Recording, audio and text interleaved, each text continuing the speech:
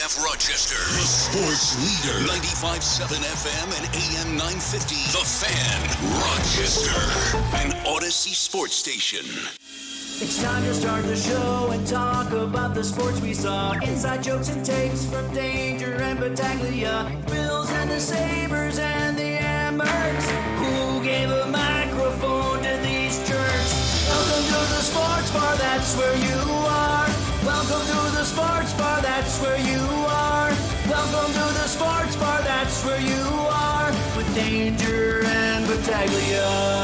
Welcome on into the sports bar. Danger and Battaglia, glad you're with us and listening along at 95.7 FM, AM 950, The Fan Rochester, and the free-to-download Odyssey, iHeartRadio, and TuneIn apps. You can watch the sports bar on our video stream. We're streaming now live on YouTube, our YouTube channel, The Fan Rochester, also on Twitch at The Fan Rochester. Man, I really wanted to play some Bruno Martino. It feels like it's been a long time since we've been able to kick back, put our feet up, and play a little Bruno Martino on a Victory Monday, or in this case, a Victory Tuesday. However, here we are. Overreaction Tuesday, a blame assessment Tuesday. The Bills dropped their second in a row on Monday night, losing to the Atlanta Falcons, Gino. And I think it's fair to question today if the Buffalo Bills, when you see what they are so far this season and you see who they've beaten this season, it's fair to wonder if this team is actually any good. Their 4 wins come from teams with a combined 3 wins on the season. That's not good. Think of all the losses in the McDermott era. I'll even go pre-Josh. What was different last night in comparison to some others? Because a 10-point loss on the road against a team that could very well be in the playoffs. Atlanta does have talent. It was a team that actually we identified at the beginning of the year saying, yeah, that's one they could lose. So why are people upset? I'll tell you why. They lost their swagger last night. I did not like the body language from Josh Allen whatsoever. Am I saying it was Josh Allen? No, everybody was at fault. But just to me, the sloppiness and the lack of energy, I just didn't like the vibe. You could say maybe the Jacksonville game where it was a complete no-show and they bounced back, but this is coming off a loss, Danger. If anything, like what happened against the Patriots, that should have upset you. That game was right there. And here where the Buffalo Bills were last night, again, it's the NFL, completely outplayed in the first half. Yet, we get to the second half, they're only down by 7 with the football. I'm like, oh, okay, we're gonna play this game here. We're gonna see the Bills pull this one out. No, the magic's running out, and the swagger and just the look of Josh Allen last night to me was so concerning. I don't know if it was the blitz. I don't know if it was the frustration with his receivers. I don't know what it was.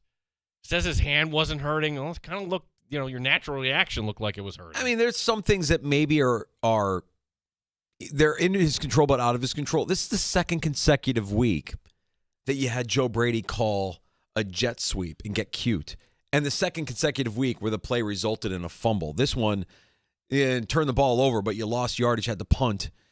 The jet sweep on 3rd and short can be fired into the sun. You have Josh Allen. We can do better than that play call. And in 2 consecutive weeks, it's failed. In 2 consecutive weeks, you've fumbled. Yeah, gross. Well, and I think there's another thing I think should be retired, and I'm going to compare this to the Patriots. When the Patriots came to Buffalo, who did they target? They targeted Stephon Diggs. Were they worried about wide receiver 3 or 4 or tight end 2 or anything like that? Can we retire the everyone eats mantra with this team, or at least put it on the back burner? Well, because it sounds like we don't need to worry about it because the Chiefs have developed their own mantra, which is everybody gets it. Everybody gets to eat, something like that. Everybody got to eat. Everybody got to eat. Yeah. Everybody got to eat. That's their mantra now moving forward this year. So the Chiefs taking a page out of the Bills last year with everybody eats, everybody got to eat. And by the way, the Chiefs right now look like the best team in the AFC. I'm sorry to say it, but it's the truth. Well, I'm not ready to say that just yet because the way they're trending and their history, sure. They're 3-3. They're still a game back of Buffalo, but you see them on the horizon. Funny how, like, we open up talking about, and granted, the offense, that was by far and away the worst game last night. That's because the makeup of this team. We've all come. I'm not even bitching about the defense anymore. No. What is there to bitch about? Bad. These guys can't do the job. They're just bad. It's a bad unit right now. A really, really bad unit. Banged up. They are not coordinated. They are bad. They can't stop a nosebleed. That was the one thing that was an easy prediction, right? Bijan Robinson is going to get his. Everybody knew it. Everybody saw it. Did you expect it to be at the level that he went off like he had a career night against the Buffalo Bills? Best night of his career against this Bills defense. And it wasn't that close. The Drake London touchdown at the end of the first half being wiped off the board is a gift. I mean, it's a hustle play by Taylor Rapp, which is his best quality is he can hustle after somebody after he's been beaten poorly and keep points off the board. That's really Taylor Rapp's best attribute at this point. But it wasn't that close. Drake London got over. Bijan got over. Michael Penix looked like the better quarterback last night. Josh Allen, these last 2 weeks, has regressed. He's certainly not in the MVP conversation. I mean, it's not a one-size-fits-all, okay? Like, did he miss the throw clearly where he's just trying to flick it underhand to a wide-open Why are we cute? Ty Johnson, just, you have time. Just why are we being cute? We don't need to be cute. That's right. On the other hand, Danger, this receiving core is as bad as advertised right now at the bottom end. It's like there's one passer like, wow, Josh really missed through the ball. No. Tyrell Shavers, sit down between the hashes. Well, that's where the ball is And I think that's probably my biggest issue is when you have a moment in a game, I got to have it play. Got to have it right here, right now. We're counting on Tyrell Shavers. Well, that's my point about everybody eats. Like when the Patriots came in, it was Diggs, it's Diggs. I'm not comparing Shakir to Diggs. I'm not comparing anybody on this team to Diggs, okay? But can you pare this down? Like James Cook not being on the field on that sweet, he only played 52% of the snaps. But, Gene, he's not a third down back. I don't care if it's 3rd and 3. Have two guys in the backfield. I would trust James Cook with the ball. Put him out wide on 3rd down. Let him be a receiver on 3rd. He's your best offensive weapon not wearing the number 17. James Cook needs to be out there. He averaged 5.1 yards a carry last night. He was good last night. That's why when they came out, Danger, like, wow, that first half was terrible, but they get the ball. Okay, they're running the ball. Look at this. Like, at that point, I'm thinking, this is going to be one of those nights where, like, they won, but, well, they got away from that. So, it's one of those Tuesdays or Monday. So much blame here. And the coaches deserve a really big, fat piece of this blame pie, too. You can't have the penalties that they had again last night. You're beating yourselves. The game got off to a great start for the Bills defense. Ball pops out. Yeah, offside. This is fundamental. This is easy stuff. This is stuff that you learn day one. 8 penalties, 64 yards. The timing of these penalties, it just couldn't have happened at a worse time. The fumble recovery on the very first play of the game. You had another one that wiped out a big tackle for a loss. And then that leads to the long Bijan Robinson touchdown run. Defense, penalties, there's just a lot to clean up here as the team heads into their bye week. I think the bye week is coming at a very good time for the Buffalo Bills. Well, if I just had to give you a big picture here, and you're welcome to join us at 866-4FAN, 866-4326. I don't think you're fixing the defense. Can you see improvements? Sure. But what magical trade or Ogunjobi or Hoyt coming back, or what combination all of a sudden will you say, oh, that's a championship defense? But Danger, there's a league where your offense can complementary bull. Offense should be number one on the list. And you have 17. You have one of the top 5 running backs in this league. And you have one of the top 5 offensive lines. Can we start there? Can you get some help at wide receiver? Can this offense, what happened here in the last 2 weeks? I'm going back to the New England game. Joe Brady, I'm sorry, you do not get to go to Florida or wherever this week. You need to sit and look at film and figure out, all right, how do we get this offense back on track? How do we get Josh Allen's confidence back? Am I the only one seeing that last night? Just that Joe Ferguson kind of woe is me on the sideline. That's a really obscure reference going way back, but I remember Joe Ferguson. Yeah. Dark days. Yeah. Real dark days. I think Josh Allen is going to be fine. I know that the picks are bad. I know that the carelessness with the football isn't great. Those are plays that he made last year, and we marveled at, and he still makes plays, and you marvel at. I mean, the first offensive play of the game just throws a rainbow to Josh Palmer. It's fantastic. Here we go. Yeah, we're off. We're off and running. We are in the golden age of quarterback play for the Buffalo Bills. I'm not going to take any of that for granted. There's going to be some ups and downs. The thing that stinks is he's right now in his prime, and with each passing year, it's going to be tougher and tougher. And after the Dolphins game, I remember saying, you know what? This looks very similar to last year to me. This looks very much like last year. You've got a defense that isn't quite good enough. You've got an offense that's, if you can get 30 points, you're probably good. And if your defense can hold them under 30 points, the thing that's different this year is it just feels a little bit slower. Everybody's a year older.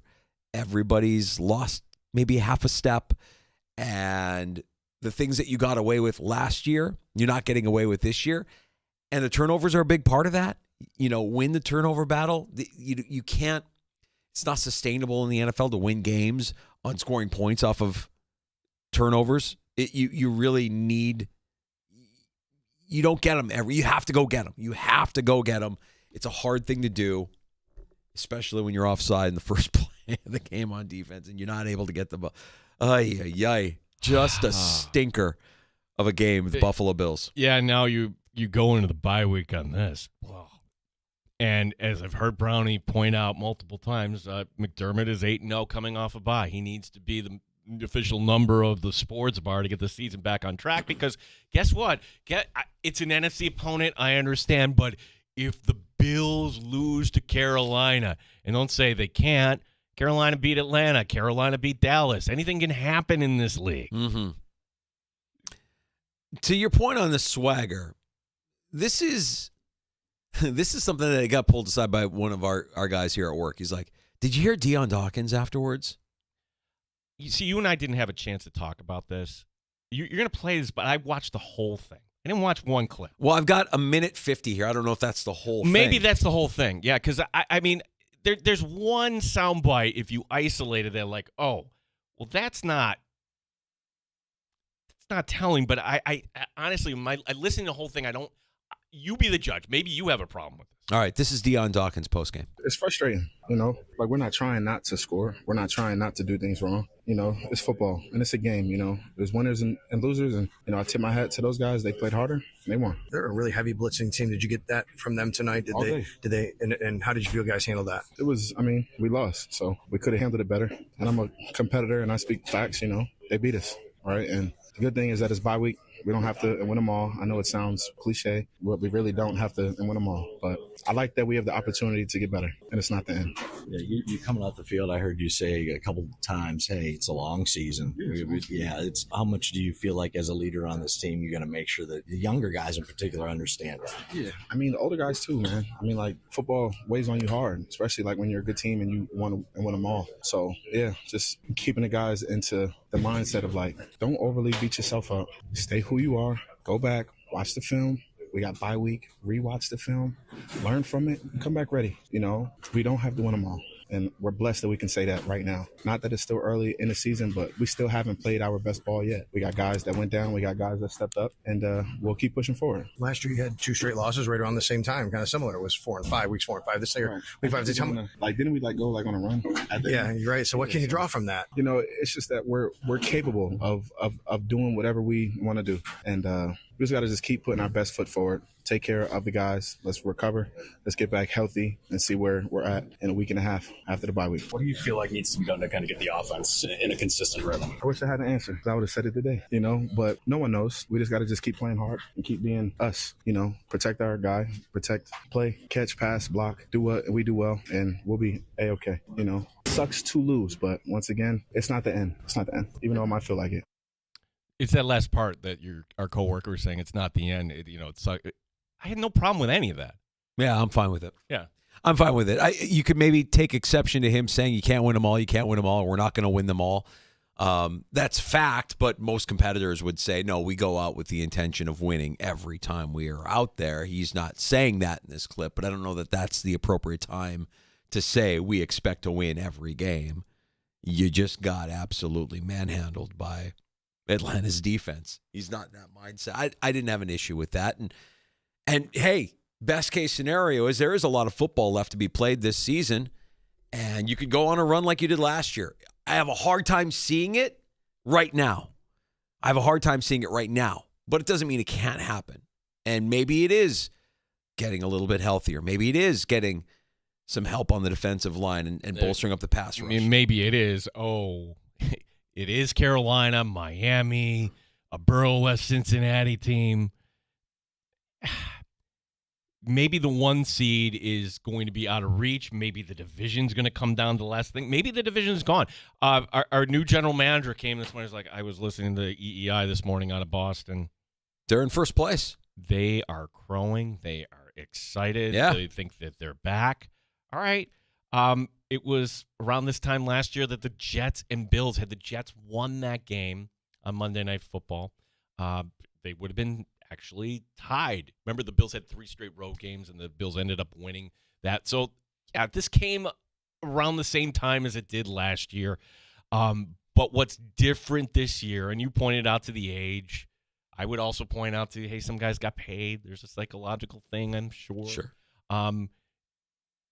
But we've been saying this all along. I don't think, I'm not talking about it all over here, I don't think you have the horses here. I really don't. And are you willing to mortgage the future in terms of picks and cap and whatever it would take for a team that, even if you did all that, might not matter? 866-4326. Tim in San Diego first up. Hey, Tim.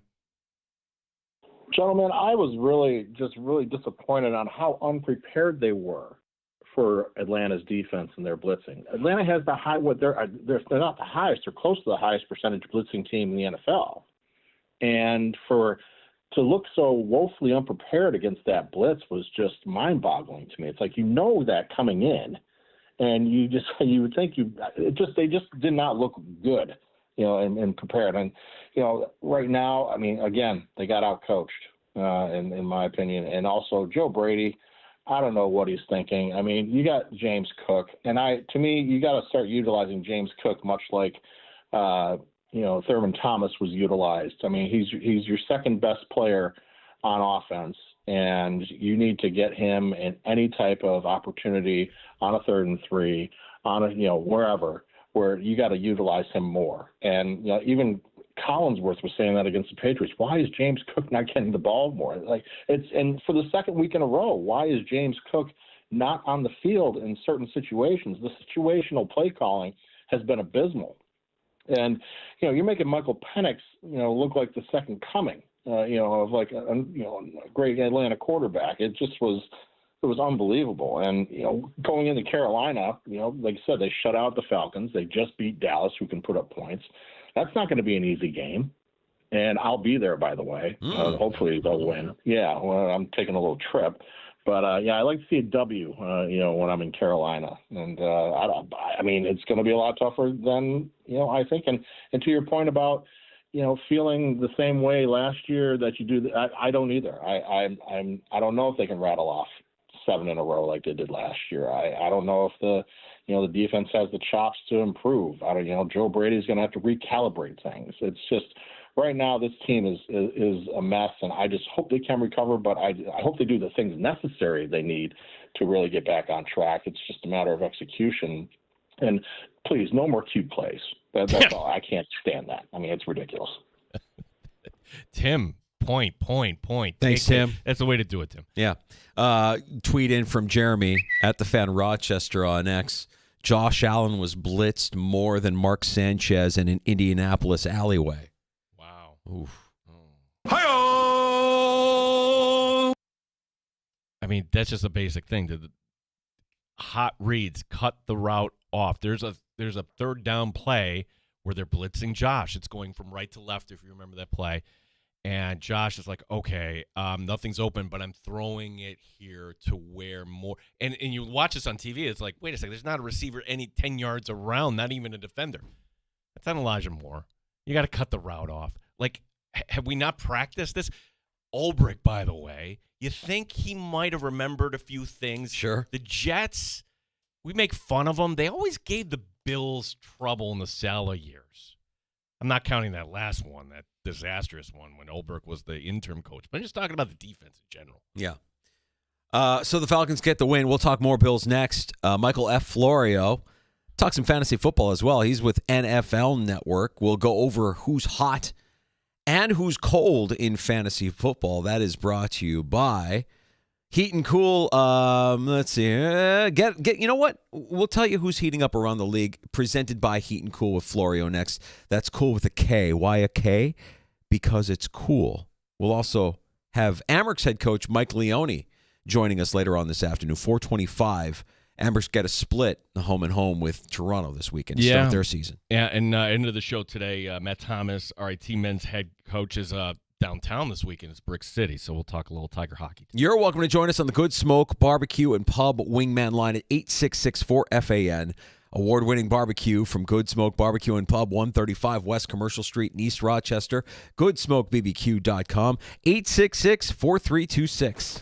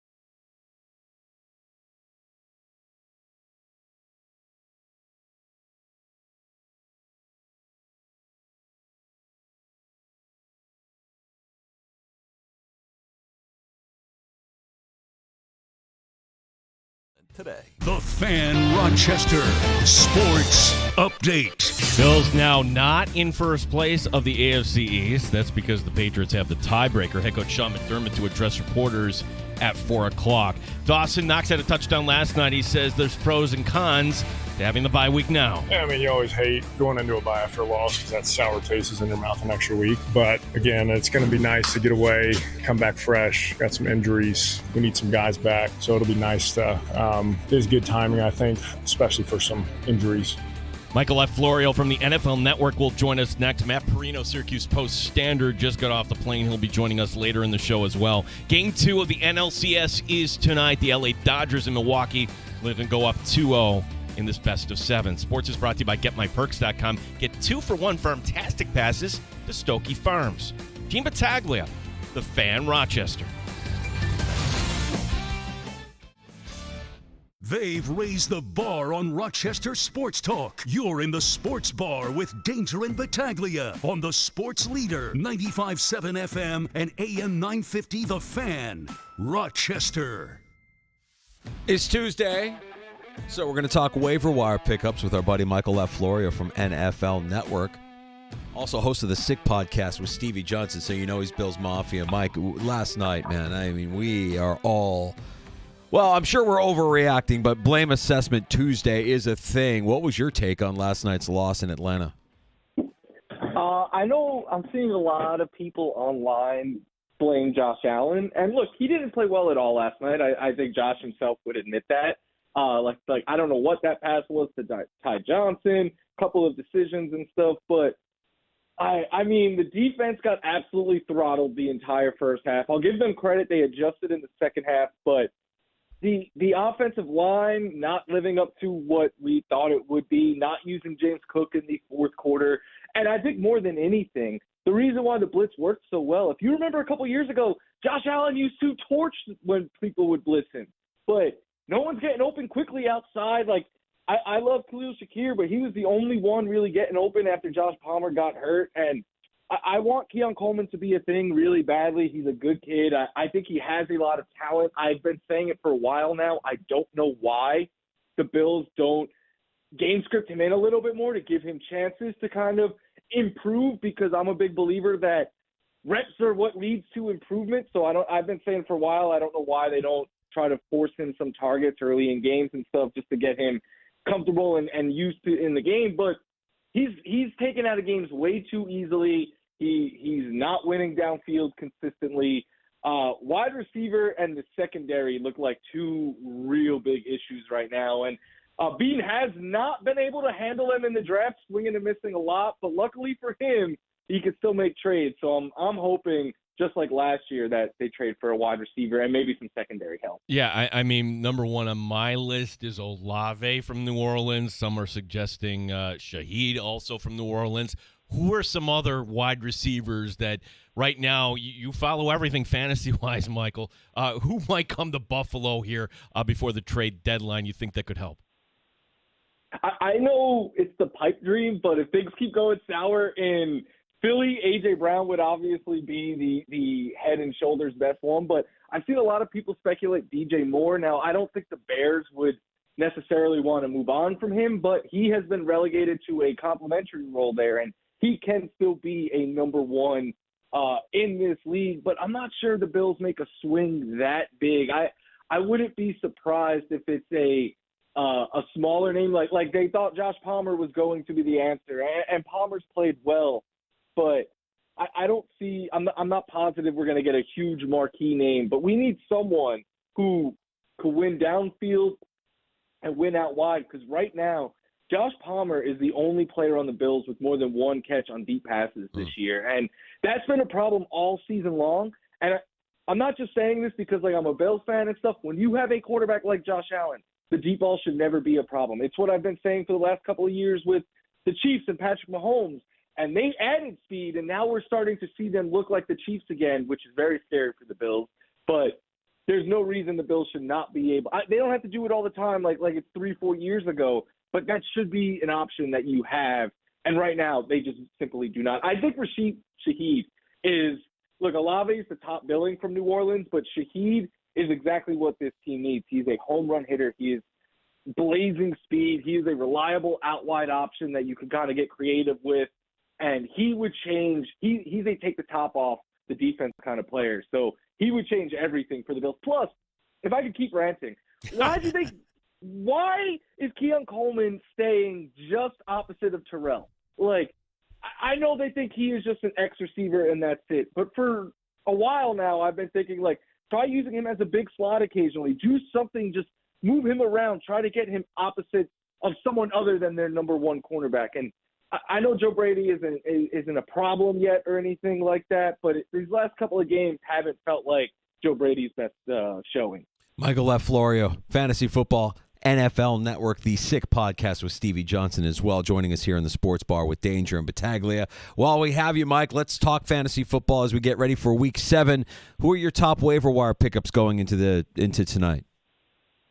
So it all depends on who is out there. There's a couple of players that should have been added already but are still sitting out there on some waiver wires, like Jackson Dart and Kamani Vidal.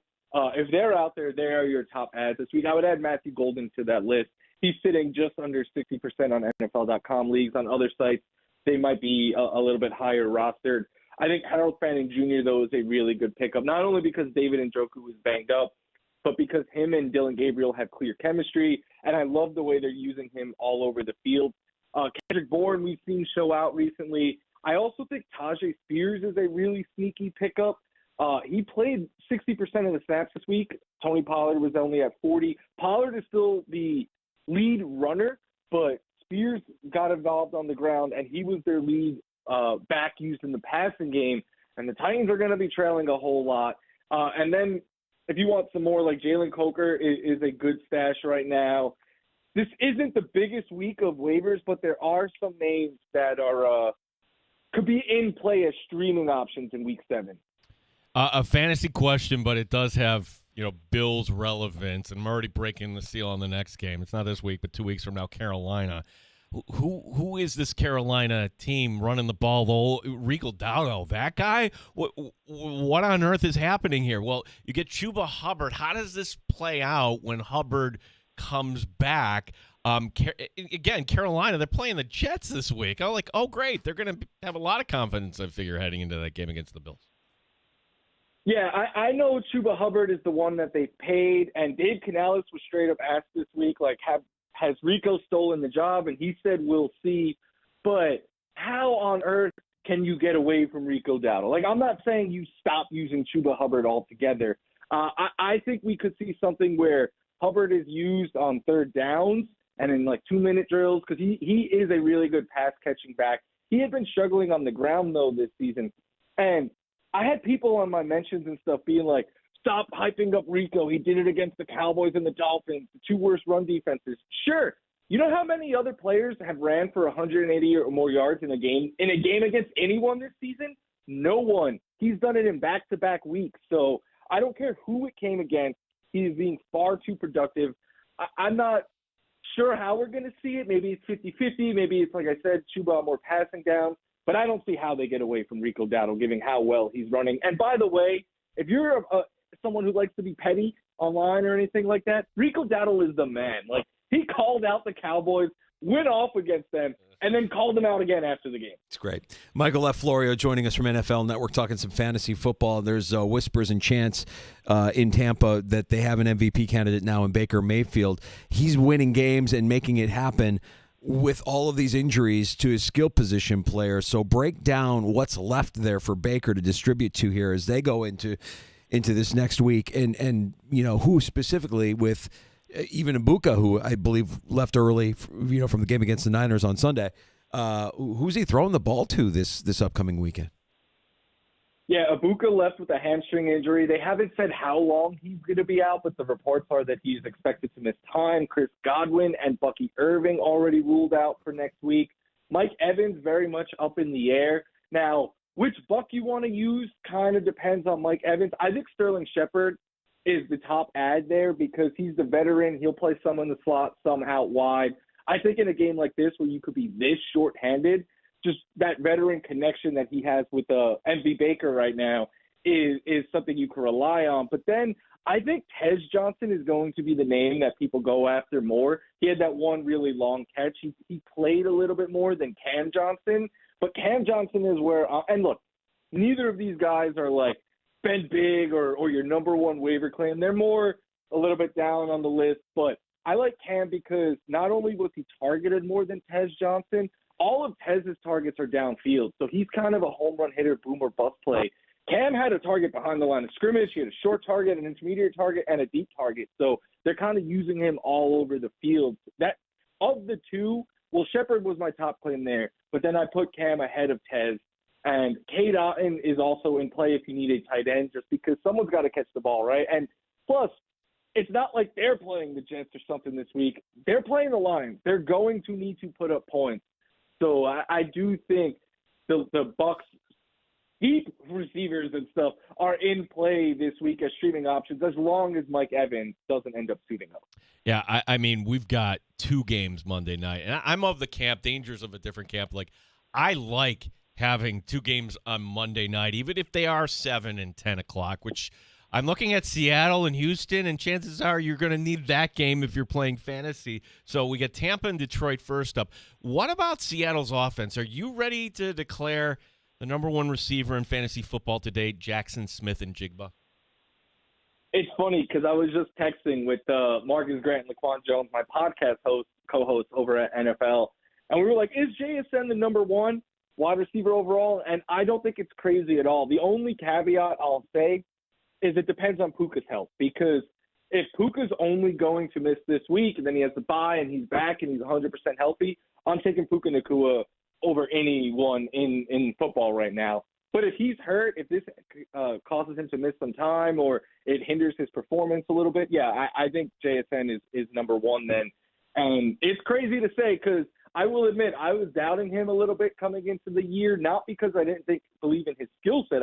He was my number 1 wide receiver in that class and stuff. But I was concerned with Sam Darnold being there behind that O-line, and more than anything, I was concerned about him now having to play out wide a lot more. He laughs at all of that. This guy can do it all. There's no, and he's doing all of this with just 1 end zone target this season. If they start utilizing him more in the red zone, forget about it. He could be the runaway wide receiver 1. Michael, great information as always, getting us set up for another week in fantasy football and getting a win by this time next week when we talk to you again. Let everybody know about where we can get your content this week and the Sick Podcast with Stevie Styles. Yeah, me and Stevie Johnson will be chopping it up tomorrow. We were going to have a fun bye-week show, and then the Bills kind of ruined that, so we'll be talking about a lot of the Falcons game. But you can get that on YouTube or anywhere you get your podcast, Sick Podcast, Bills Banter, and then NFL Network, Fantasy Live, The Insiders, Stardom Stidham, plenty of places to get me over there. And lastly, at rotoballer.com, I do a podcast and write an article each week for them. So lots of different places you could hear me talk fantasy and some Bills. Yeah, well, we always appreciate your time on a Tuesday when it's waiver wire night. We go home tonight, and thanks to the advice of Michael F. Florio, hopefully our teams will be better. Michael, thanks for your time today. Let's do this again next week. Sounds good, and go Bills. Michael F. Florio, NFL Network, always good with his time joining us and sharing some waiver wire pickups and waiver wire suggestions as we head into Week 7. Coming up next on The Fan, we check in with Matt Perino, fresh from his flight from Atlanta. Yeah, we should get to this because McDermott speaks at 4, so short window for Perino, but let's get his thoughts. All right, we're going to get Matt Perino on next. And by the way, Who's Hot and Who's Cold in Fantasy Football is presented by Heat and Cool. That's cool with a K. Why K? Because it's cool. We'll be back next with Matt Perino of the Syracuse Post-Standard and the Shout podcast on The Fan.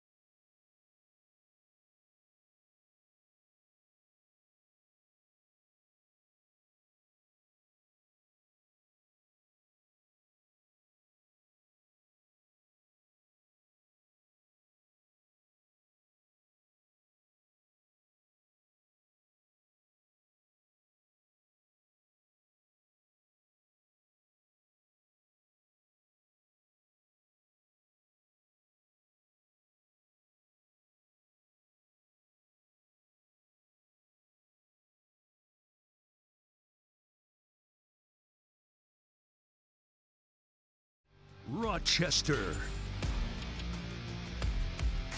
Bills dropped their second in a row last night in Atlanta. Matt Perino, covering the Buffalo Bills, was there all weekend, and it felt like the vibes were immaculate until they weren't. Matt, give us your sense of everything that went wrong, because to our eyes, this looks very similar to what we had in this situation last year. A couple of losses early in the season in a row, consecutive weeks where the team doesn't look good, and they seem to rebound and find themselves, deep into a playoff run. But this does feel a little bit different, does it not?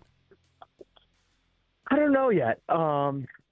Initially, it still feels pretty similar for me. I mean, you could even go back 2 years ago when they ended up moving on from Ken Dorsey. It was a little bit later on in the season than this one was, but they seem to kind of find this rough patch every year where they start off strong, everything's kind of cooking. The thing that I will agree and say that does feel a little bit different is how bad the defense has been, and how, as you scour the roster right now, how hard it is to come up with answers to figure this thing out. Because, the two safeties have been bad. They continued to be bad last night.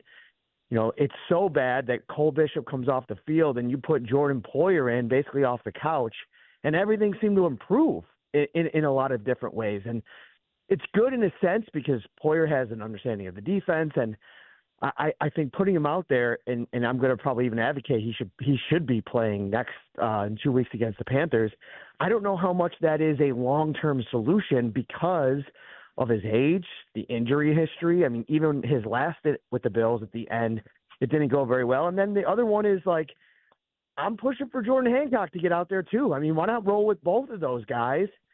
But he's a rookie. So if it doesn't go well early, there's not a lot of other options. And I know early today it's been C.J. Gardner-Johnson amicably parting ways with Baltimore.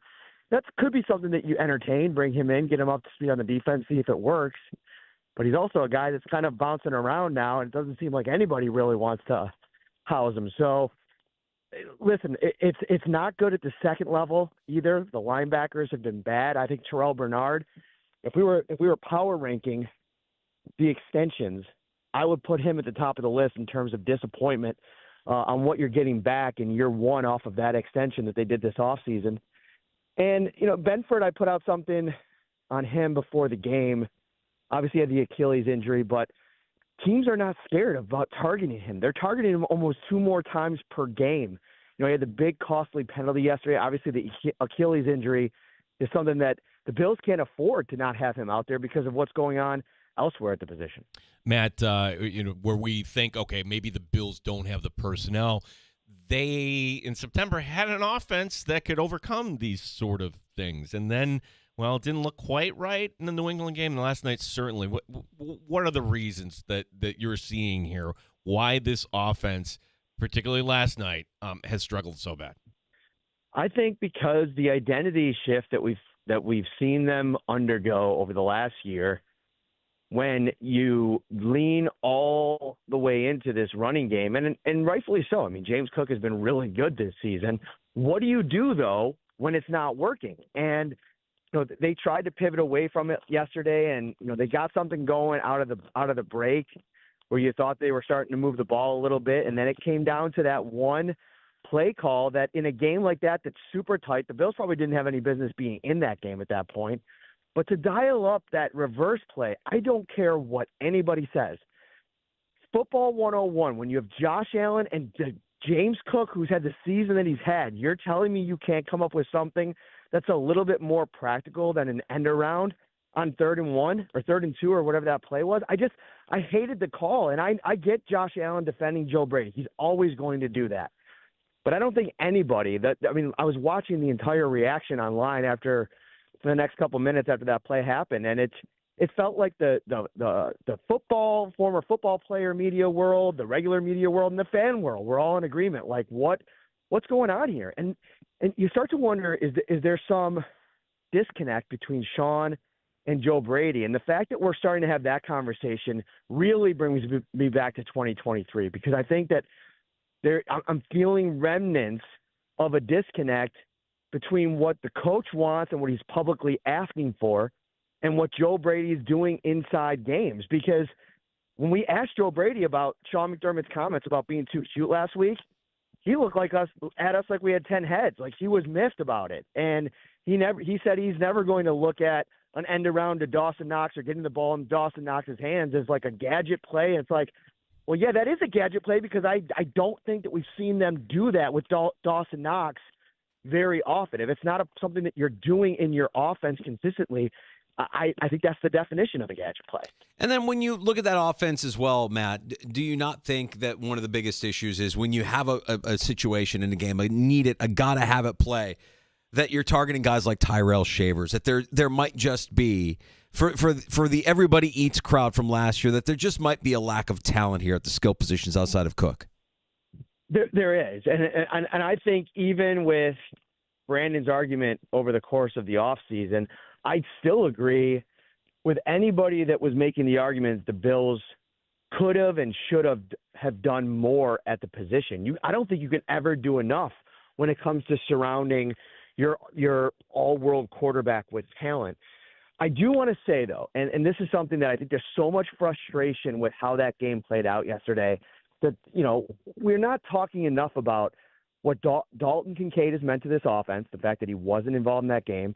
And it felt like, correct me if I'm wrong, guys, 2 catches for 60 yards, 2 explosive plays. The second catch was a gotta-have-it play on third down when Joshua Palmer goes down and gets injured. I think that he was going to probably go on and have a pretty good game. And the way the passing game felt after he went out, it felt like they had nobody else to go to. And to your point, that's kind of an indictment of Keon Coleman. Mm-hmm. And I don't know if it's as much of an indictment of Coleman as it is with how the Bills continue to bang their head up against the wall and try to force him into this boundary role, that it felt like everybody in football said that he wasn't built to play. And he doesn't go in the slot. And Joe Brady talked about it a lot in the offseason. He's like, he's got to be more creative with moving these guys around and, getting Khalil Shakir on the outside. And it's just not happening. And it felt like they had a whole offseason to reimagine this thing. And they come out and the run game is so good early that maybe that lulled them into a false sense of security. And this bye week is coming along at the perfect time to rock them out of that and make them realize, maybe some of the other ideas and some of the concepts that we were talking about in the offseason, we got to get those on the books and start practicing them and have an adjustment, because it's not just the Panthers in 2 weeks. You have the Chiefs, who look defensively great again against the Detroit Lions in primetime a couple days ago. Yeah, it's going to be a tough schedule ahead. Just a couple more minutes with Matt Perino, Shout Podcast, Syracuse Post-Standard, our guest. So many questions I want to ask you, Matt. But coming out of that game last night, can you give us kind of some bullet points? There seemed like there were some injury concerns. What do we know, or what are we hoping to learn here about Bernard and others here at this point? Yeah, the Bernard one is tough, but it's like I don't know how it could get much worse for how he's looked so far this season. If they have to go with Kincaid or Shaq Thompson and Dorian Williams, I'm not sure that there's going to be much of a drop off there. So that's one thing. And then you hate to see Achilles. And if Josh Palmer is going to be out for any stretch of time, you're going to have to really consider what can you do to add talent position. Whether I wrote about. It feels like we talked about the Chris Olave trade a million times on this show, but whether it be him or even Shaheed with the Saints, I would imagine that they'd probably be willing to talk at this point and try to, gather as much draft capital as they can. And, I do think that Brandon does a really good job at getting picks around the draft anyway. He trades well in draft. If you have to get rid of some draft capital to acquire some talent, however you have to figure that out, whether it be restructure some contracts to open up some space. I think that what we've seen over the last 2 weeks shows that he has to be aggressive in that department once again. And, I think the people that are frustrated with Brandon, I think that there's some credence there because, he spent a lot of resources on the defensive side of the ball. And listen, Michael Hoyt and Larry Ogunjobi could come back against the Panthers, and this could look all different. Maybe Maxwell Harrison starts practicing, and they get him out there, and it starts to look a little bit different. It's something that I've been kind of waiting to drop the hammer until we have a full, clear picture. But it is worth, ratcheting up the panic meter a little bit based on how inept they looked at times yesterday and how incapable of finding adjustments offensively in that game. He is Matt Perino. He is awesome. He joins us every Tuesday at this time to talk about the Buffalo Bills. Tell us about what you're working on at the Syracuse Post Center. We can check out at syracuse.com on the Shout podcast this week, buddy. Yeah, we'll have our big show with Carl Jones and Josh Reed from Channel 4 on all the podcast platforms tomorrow. We'll have you covered at the site the next couple of days, and then we're gonna, much like the Bills are, we're gonna shut it down for a couple of days, get some R&R before we get into this part two, this second third of the season grind. Matt, appreciate it. Have fun on the conference call there with the coach, and appreciate you. All right, guys. Take care. There he is, Matt Perino, covering the Buffalo Bills for the Syracuse Post-Standard and jumping on a call to hear what Coach has to say heading into the bye.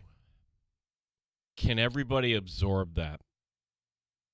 That if you were going to say of these extensions the Bills have doled out, I think Shakir's kind of the same.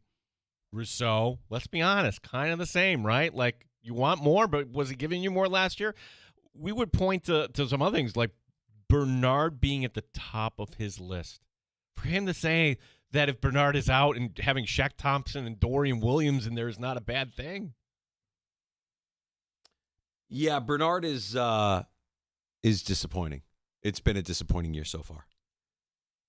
And there's a part of me that doesn't want to blame him because I feel like the way they've built this defense and the way the league kind of continues to morph and change, you always have to kind of stay one step ahead of it, and the NFL will figure you out pretty quickly. But like last night, that was the easiest thing we could see coming, right? Bijan Robinson is going to have a night against the Buffalo Bills. Why?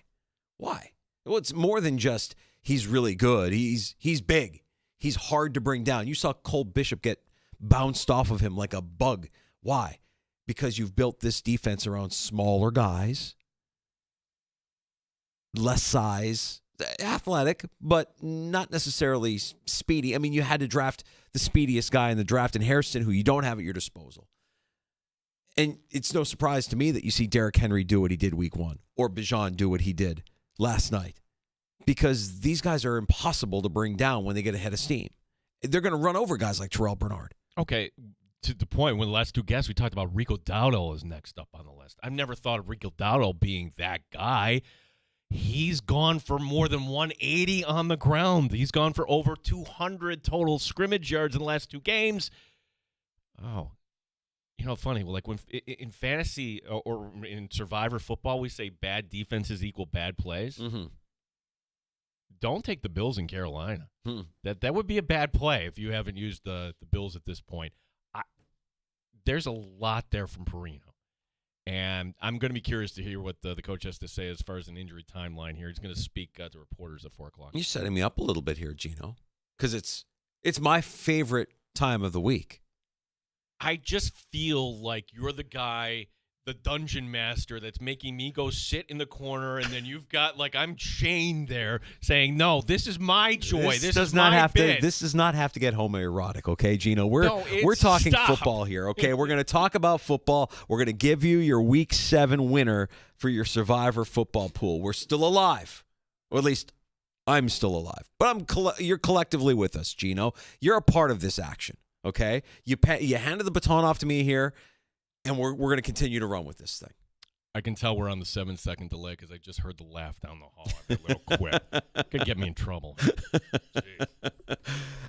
We've got that coming up. We've got head coach Mike Leone, the Rochester Americans, joining us in the 4 o'clock hour. We got time for your calls as well. You can join us at 866-4326, 585-866-4FAN.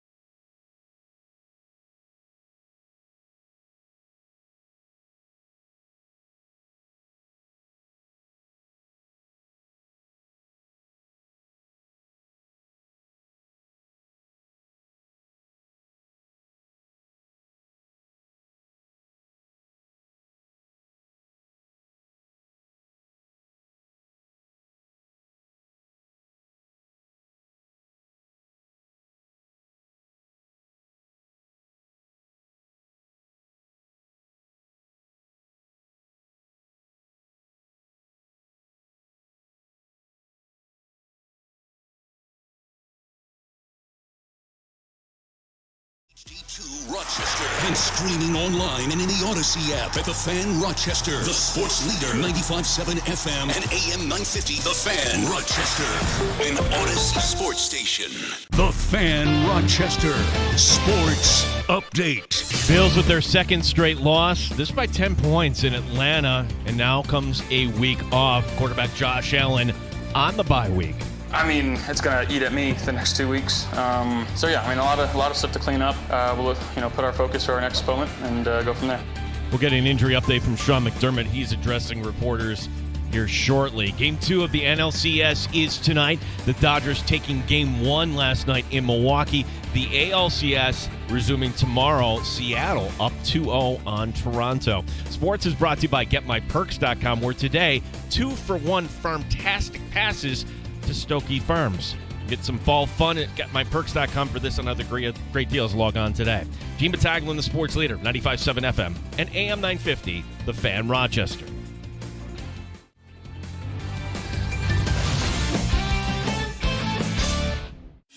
It's time to start the show and talk about the sports we saw. Inside jokes and takes from Danger and Battaglia. Bills and the Sabres and the Amherst. Who gave a microphone to these jerks? Welcome to the sports bar, that's where you are.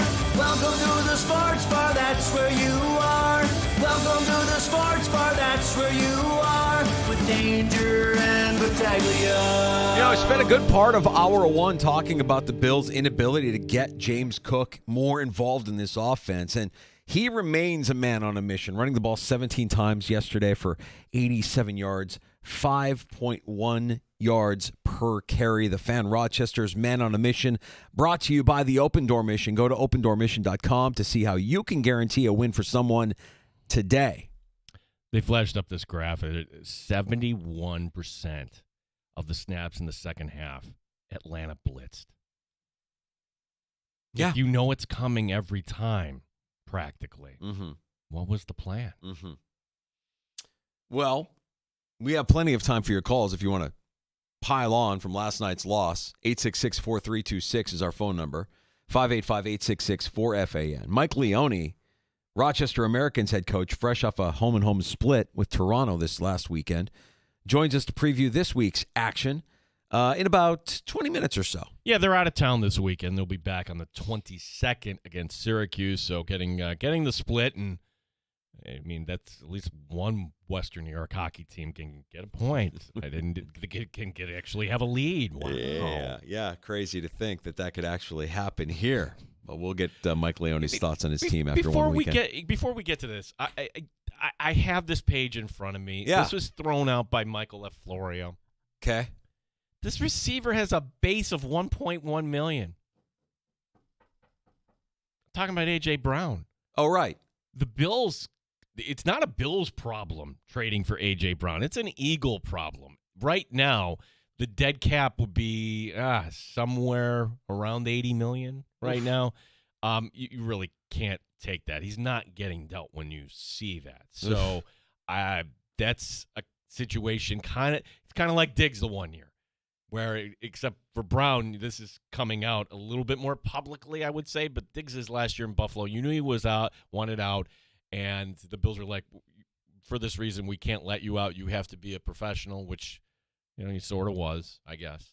But the idea of A.J. Brown in Buffalo, why I would love it, I can't entertain it from the Philadelphia side. Something has to happen. Something probably will happen, whether it's on one side of the ball over the other or both sides of the ball before the trade deadline here in a couple of weeks. I think everybody acknowledges that something has to change. Sean McDermott on his weekly call with the media right now before they head off to bye. I'm going to continue to throw stories at you, so I delay the inevitable. We're going to do the WNBA, Danger. Your take on the music is playing, Gino, and you know what that means. All right, it's time. It's time for my favorite segment of the week. We're here to survive and advance in your Survivor football pool. You think it'd be easy? Guess again. You have to pick one team every week to win. And once you pick that team, you cannot take them for the rest of the season. Sounds easy? Not easy. In fact, so much so My co-host across from me here, Gene Battaglia, Survivor football expert, was bounced just a couple of weeks ago. The worst beat of all time. Listening to the BetMGM guys call it that in Survivor football. Really it doesn't matter. End of the day, you lose. So I'm waiting now until next September. But Mike Danger, please. Well, you're still winning. Continue to win. We disagreed in that Week 5 pick. You went with Arizona. I went with Detroit. We advanced to last week. And if you're just new to the show, you missed last week's pick. We went with Green Bay. Green Bay over the Bengals. Green Bay at Lambeau. Big favorite.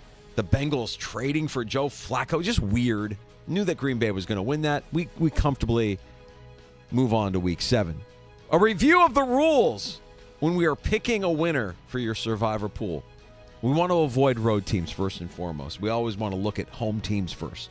We want to scratch divisional games, familiar opponents, strange outcomes. We see it all the time in the NFL, so avoid those divisional games. Vegas is our guide. Whoever we take, they got to be giving at least 5 points. Am I doing good so far, Gino?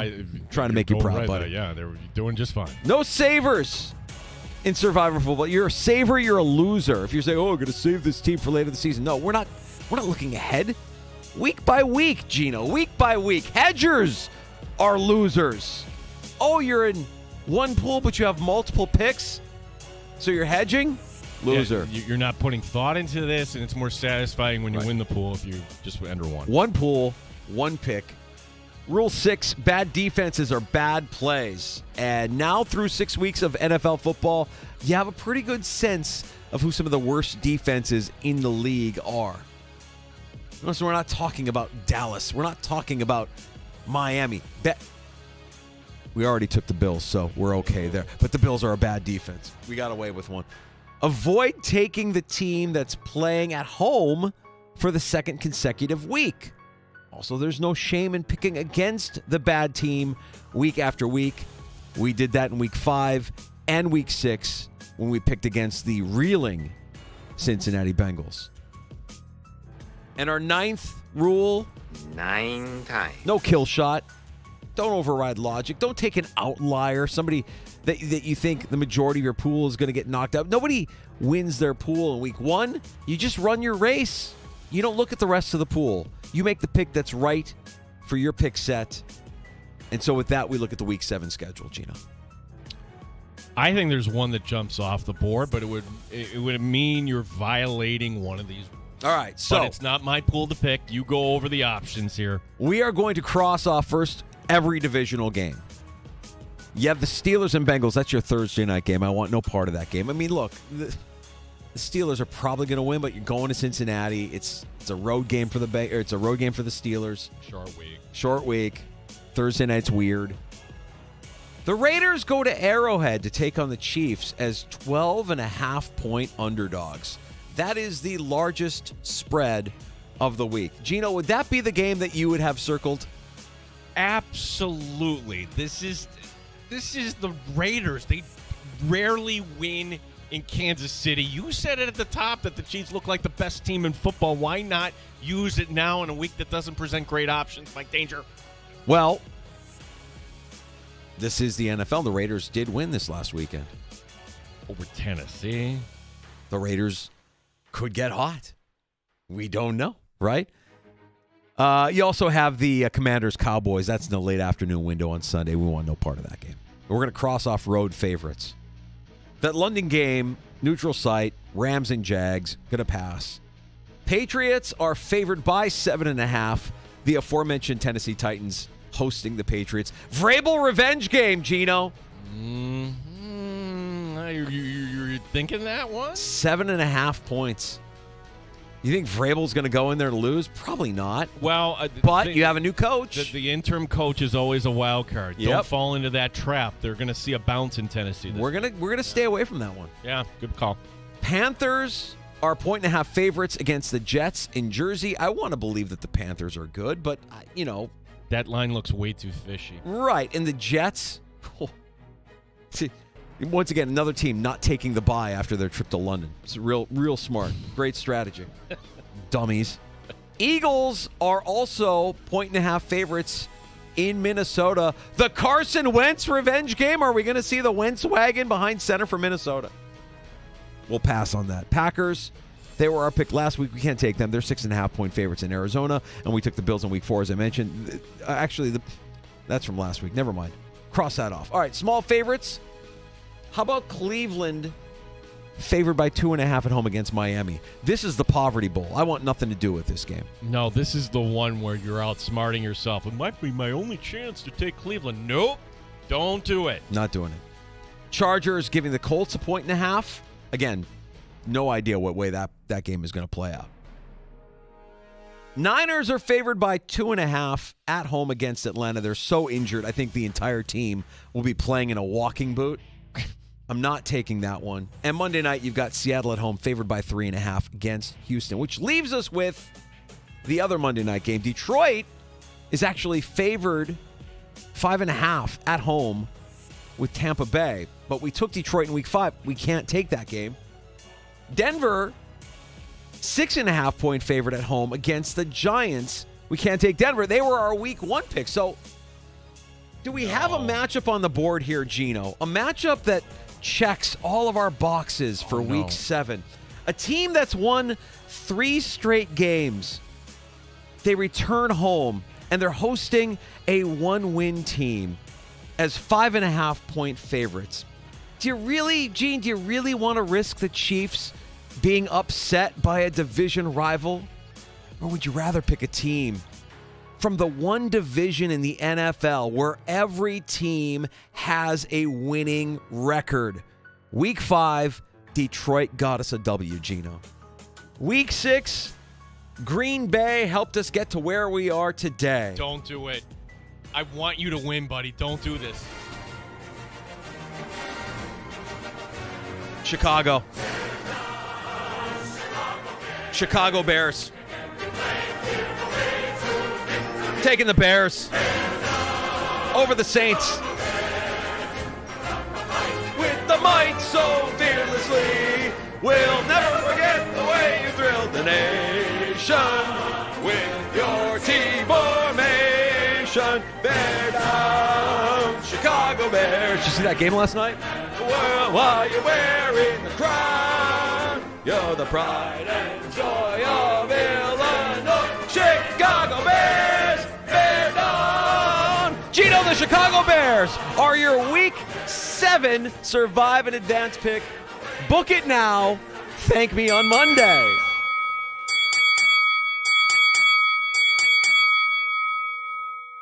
All right, there is one little detail you skipped over that. Mike Danger, can you read rule number 6, please? What are you saying, bad defenses? They're 27th in the league, the Bears, right now. They got healthy. They looked good last night. Oh, I hear a lot of emotion in this. No, they looked good last night. Jaden Daniels? They contained Jaden Daniels. Bill couldn't get going last night. You know that. You had him on your fantasy team. Did Bill get you any points? They contained Bill, who went into that game averaging more yards per carry than any other running back in the NFL. They contained him. I don't think they're going to have a problem against the Saints when they return to Soldier Field. It's not a back-to-back home game. Okay. They're the pick. The Bears are the pick. And Gino, if I'm wrong, I'll go down with my team. I'll go down with the Chicago Bears. If I'm wrong, I'm not wrong. They're winning this game. Week 7, Survive and Advance. The Bears are the pick. Big smile and Mike Danger. It's like, I'm going to take the bit away from you, Gene, but I'm going to do it, and I'm going to say, yeah, Chicago Bears. Did you see the coach and the quarterback? And we beat Washington last night. While your team was essing over here, the bed, you... Just give me a moment. I don't get many of them. This is a moment for me. If I'm wrong, I will be wrong, but I'm not wrong. They're going to beat the Saints. They're your Week 7 pick. If you're along with me for the ride, hey, buckle up. It could get bumpy, but we're advancing. We're going on to Week 8. It's fair to point out that I don't know the Bears' schedule, and I kind of sort of know the Chiefs' schedule, but we don't care about any of them. No. And the Bears' schedule, for what it's worth, is kind of nice now. They got some winnable games, but this is the most winnable of those winnable games coming up for the Bears. Not that I'm looking ahead, not that I would look to take them later on. We go week by week. And yes, the glaring spread between the Chiefs and the Raiders, it looks immense. This is the NFL, man. That just feels weird to me. The Raiders going into Arrowhead, they can compete. For as good as the Chiefs have looked the last couple of weeks, they could put up a stinker if Max Crosby's out there and gets in Mahomes' head. These are opponents that are familiar with each other. I don't like that pick. I do like the Bears over the Saints. We got to get to Mike Leone. Mike Leone, Lion fan. Mm-hmm. Also the head coach of the Rochester Americans. They get their split against Toronto from this last weekend. And now we look ahead, and we'll get his thoughts on the weekend that was and what's up here for his team, the Rochester Americans, who, by the way, you can hear all of their action on the Fan Rochester, every game, every puck drop. Mike Leone next on the Fan.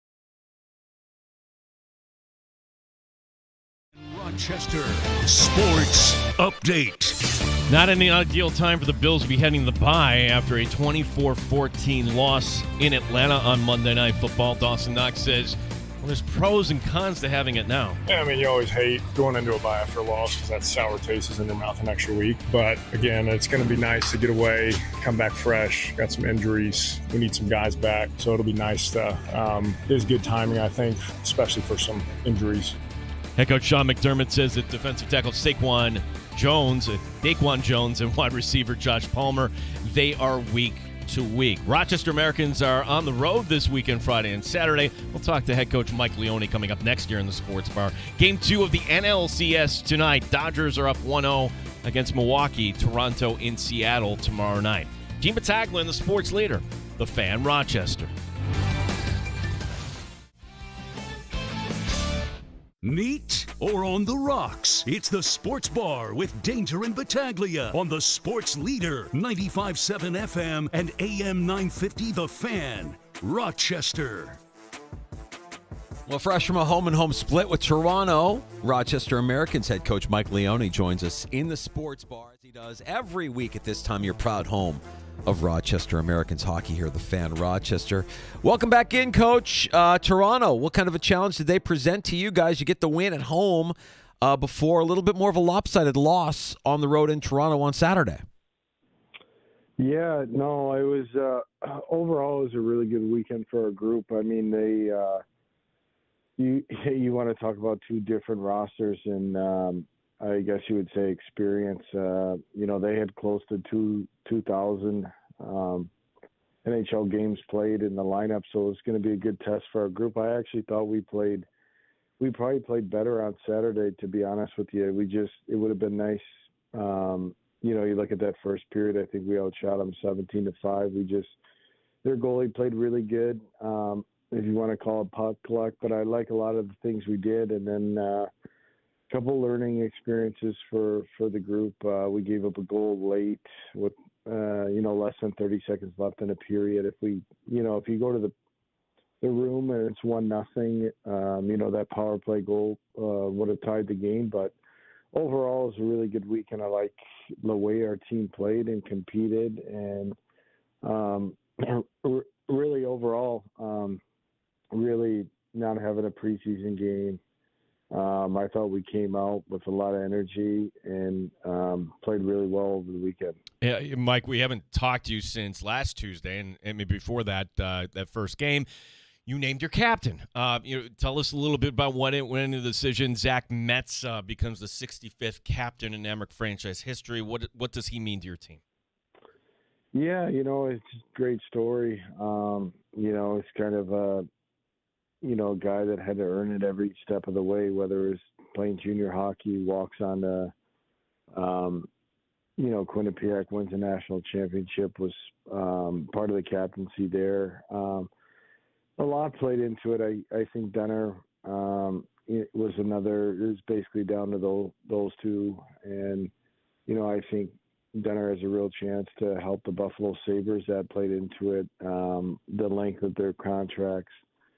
All things you have to look at as a coach, and we just felt Metz was the guy at this time, and really doesn't change how he is in the room. Or I've seen it affect guys before, just their play and probably carrying too much weight on their shoulders. But Metz, whether he's wearing a C or A, nothing really changes from him. And a lot of other guys too were, in conversation, but we felt like Metz was the guy for, the Emmerichs to lead us. Mike, tell me about the weekend that Isaac Rosane had for the team. We know he got on the score sheet on Friday, and, I think a lot of eyes are on him here at the start of this season, seeing that he's here in Rochester and not up with the Sabres. Yeah, no, he had a really good weekend. He scored two, really big-time power play goals. There's not many guys that could shoot the puck like that. He had an assist on Saturday night's game. I would say with him, it's just the consistency of more 5-on-5 play. All the points came on the power play, which is great. You need your power play to be successful, especially in this league. But I I think there's still more 5-on-5 in creating offense and in generating. He hits a lot of tough matchups. I thought overall his line played well, but going forward, I think it's really important for not just to score points in the power play, but 5-on-5 as well. Yeah, Roseanne, 22-1. When the team is when he scores a goal, the team is 22-1. That is quite a stat there. You brought up the power play, and last year, certainly, that you had a lot of moving pieces. Like, again, we're only 2 games into this, Mike, but there's certainly room for improvement. Who are the guys for our audience that you're going to be leaning on this year when it comes to the man advantage, in addition to Roseanne? Yeah, no, though. I mean, Zach Jones is. I feel he could run a power play in the NHL. I mean, he's. When you never know what's going to happen in the off season, but there was a chance that he would get a look with the Sabres. It didn't work out. He's an elite power play guy. If you look at, I think we're 3 for 7 or whatever it is on the power play this weekend. A lot has to do with him up there and the way he can distribute the puck, when to shoot it, when to make get guys to commit. Oz is still in the same spot. Rosie's still in the same spot. Helly's in the bumper, which makes it a lot easier. The hands match up. But, Zach Jones adds a different element to our power play that we probably haven't seen before. I mean, he ran a power play in the NHL for a little bit with the New York Rangers. So, just a guy up there that really calms things down. He's really good on entries. He's really smart. Probably could have had a couple more points on the power play, but adds definitely a different element to the way the power play looks. Amerks head coach Michael Leone, our guest in the Sports Bar. Danger and Battaglia, your proud home of Rochester Americans hockey here, 95.7 The Fan. If you're an NHL fan, Mike, you'll see a familiar name on your goalie roster. I mean, Devin Levi is our guy. We all know about what he is capable of based on what we saw last season. But Alexander Gorgiev is interesting in that he's got that NHL experience, and I'm curious as to what he means to Devin, what he means to this team here going into this season. Yeah, I mean, you're looking at a guy that once led the NHL in wins at one point of his career, and it wasn't too, he went 40-11 in the NHL.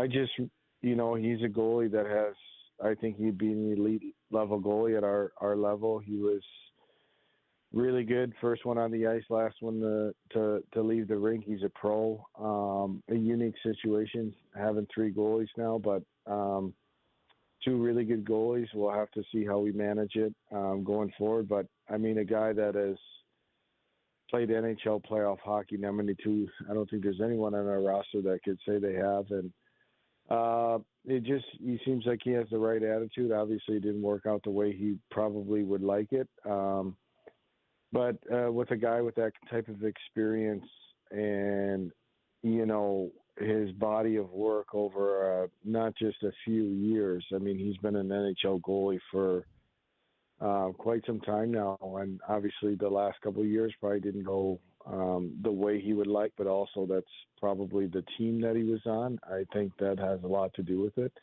But he's I think at our level, he's a really borderline elite goalie, so we're excited to have him. He was really good today at practice, great attitude, and we're excited to see him get in the net. One last one for me, and it's on the first-round pick this year, Radim Murka. Coach, he's 18 years old, and you know the rules probably better than I would. You've got to make a decision here, or not you personally, but the organization. Do you send him back to junior? Does he stay here? I guess the question I'll ask is, okay, first impression here. What did you see, and how difficult is a decision will this be, do you think? Yeah, actually, it's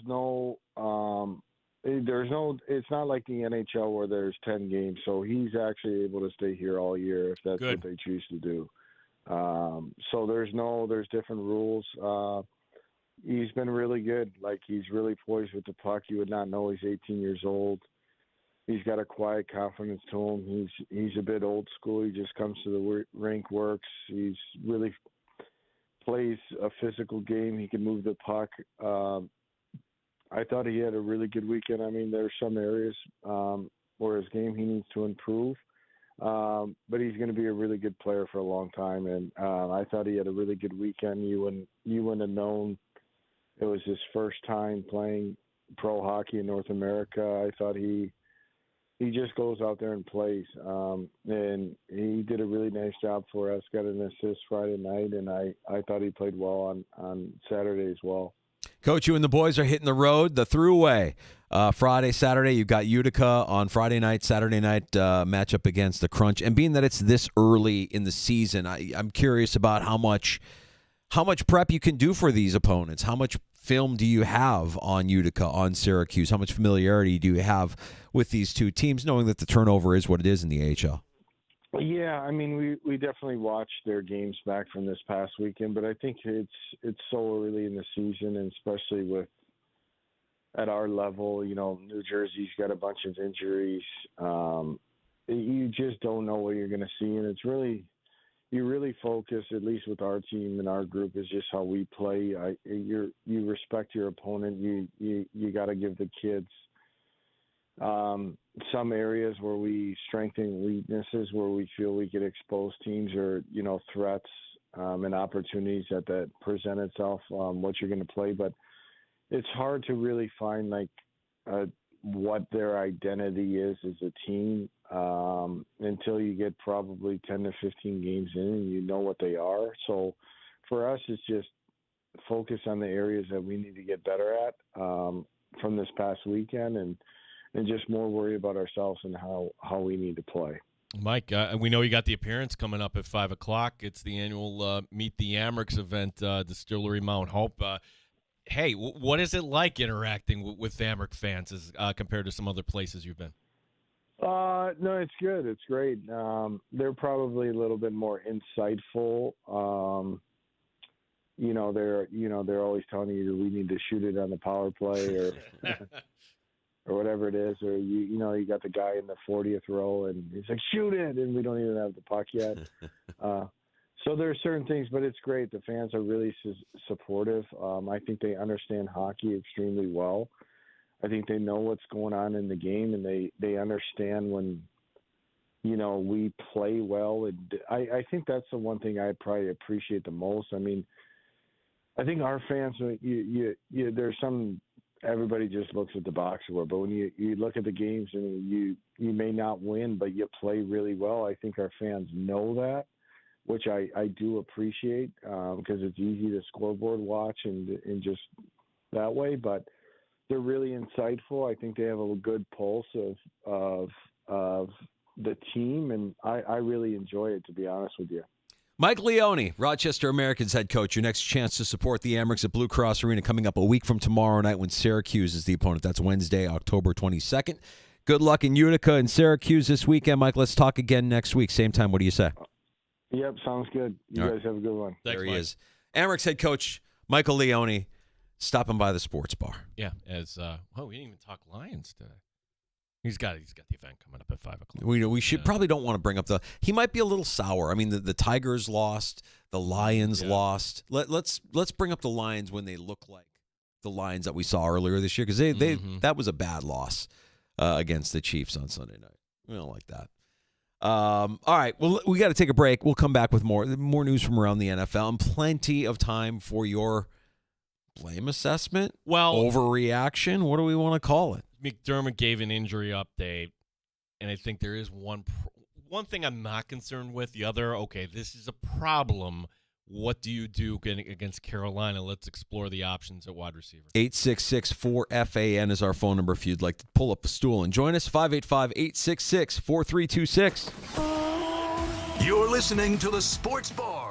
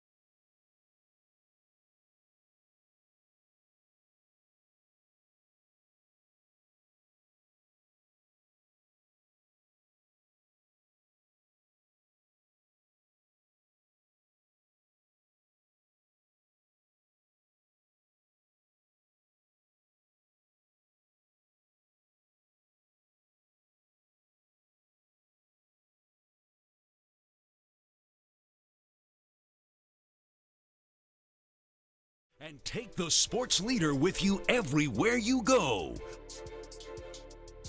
All right, what did we learn from Sean McDermott? It's call at 4 o'clock. Yeah, so week to week, they are terming the injuries for defensive tackle Daquan Jones and wide receiver Josh Palmer. Which, if you watched the game last night, you saw the Palmer injury. I'm like, ooh, that looks so bad. I thought first, I'm like, wow, that looks like a horse kind of. It really did, yeah. But that's the tackle they're trying to get rid of, though, right? The mechanism of that tackle resembled a horse collar to the point where I'm like, he's not getting up. That was bad. To see him walking around on the sideline, I'm like, oh, thank God. It's not as bad, but it's still not good. We didn't see him after that play. So it's a week-to-week injury? Yeah, that is, which if he's saying week to week, I guess technically maybe you're not totally ruling him out for Carolina, but you're going to need Dalton Kincaid back for Carolina. If you get Dalton Kincaid back for Carolina, at least you have the option A and option B, meaning Shakir and Kincaid. Daquan Jones, you and I both had the same feeling. We love the guy. We talk to him every year at camp. Fantastic guy. I came away from our conversation that he knew that 2025 was going to be it for him. He was taking I'm going to take this all kind of in, and he's ready to help mentor and coach up some of these other guys. You know, it's funny. As you're saying that, I'm thinking to myself, you got a lot of guys like that on this team, and maybe that's part of the problem.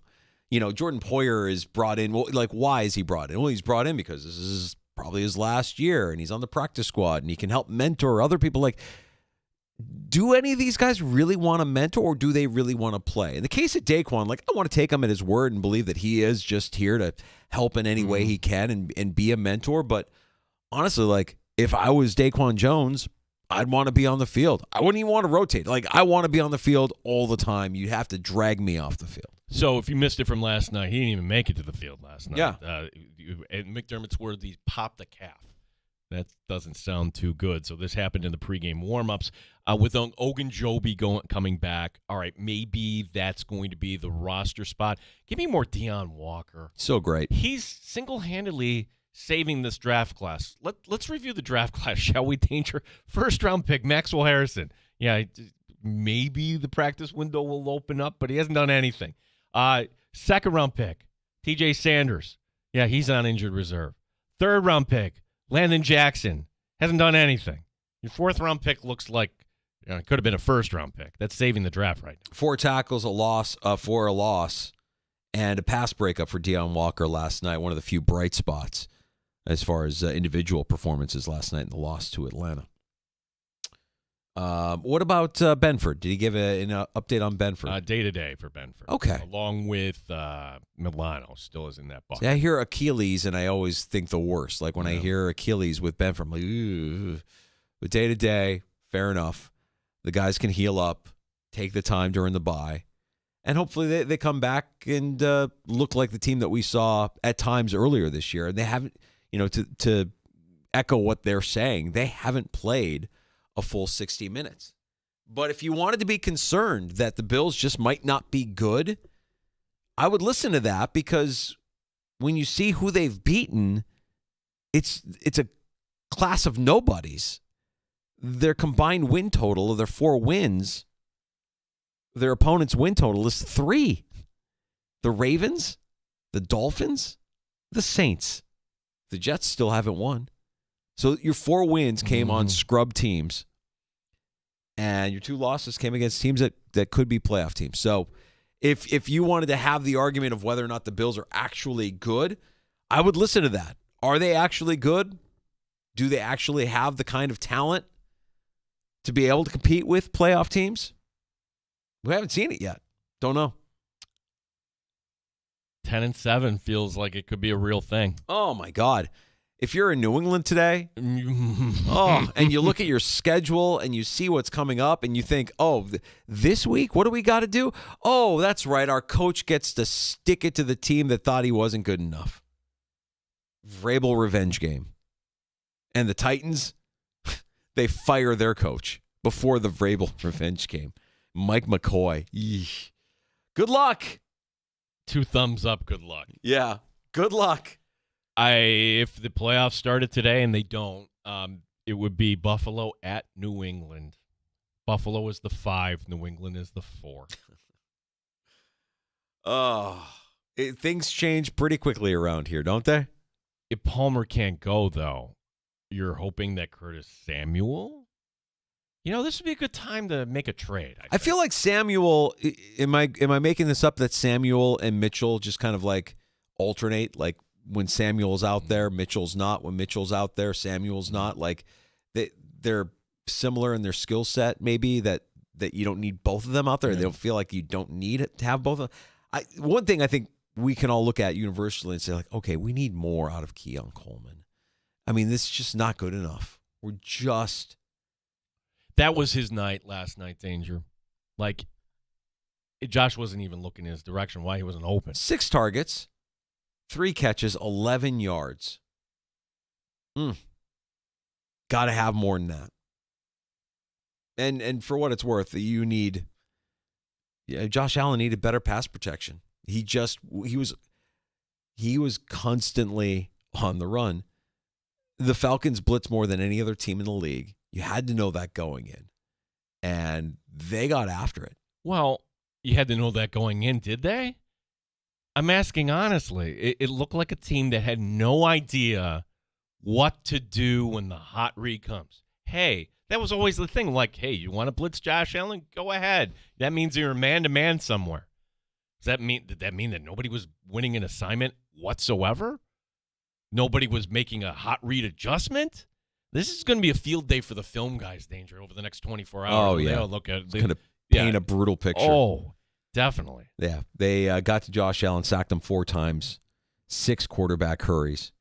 Yeah, he was on the run. He was not comfortable passing from the pocket. He was not comfortable passing at all. I mean, the play where he's scrambling and he, just kind of flips it forward. Like, we're used to seeing that play work, but this was unnecessary. It felt like an unnecessary risk. Well, that was Josh Allen's worst game since Houston. But I give him a pass in the Houston game because I thought he got concussed in that game. They never diagnosed it. Remember, the Bills doctor cleared him right away. Who's that doctor for the Buffalo Bills? I mean, they do great work. Don't get me wrong. Hi, everybody. Hi, Dr. Nick. It was Dr. Sal Capaccio on the sideline. Yeah, that's right.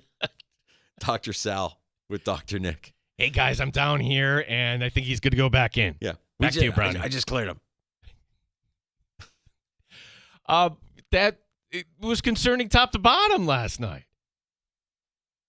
It's bad as the defense was, Danger, that first half. If you told me, hey, the Bills are going to hold the Falcons to 24 points, will they win this game, yes or no? We would have said yes. 31-24 was my prediction. I said 31-23. Yeah. I mean, it's an easy path to victory for the Buffalo Bills. I mean, it's easy when you consider you have an MVP quarterback behind center. Score 30 points. If your defense can't prevent a team, can't hold a team to under 30 points, you probably don't deserve to win that game. Well, you couldn't score the points last night. You couldn't get anything going offensively. You didn't have any answers for Atlanta's blitz. And defensively, you couldn't stop anything. Drake London, 10 catches, 158 yards, and a touchdown. Talented players are getting over.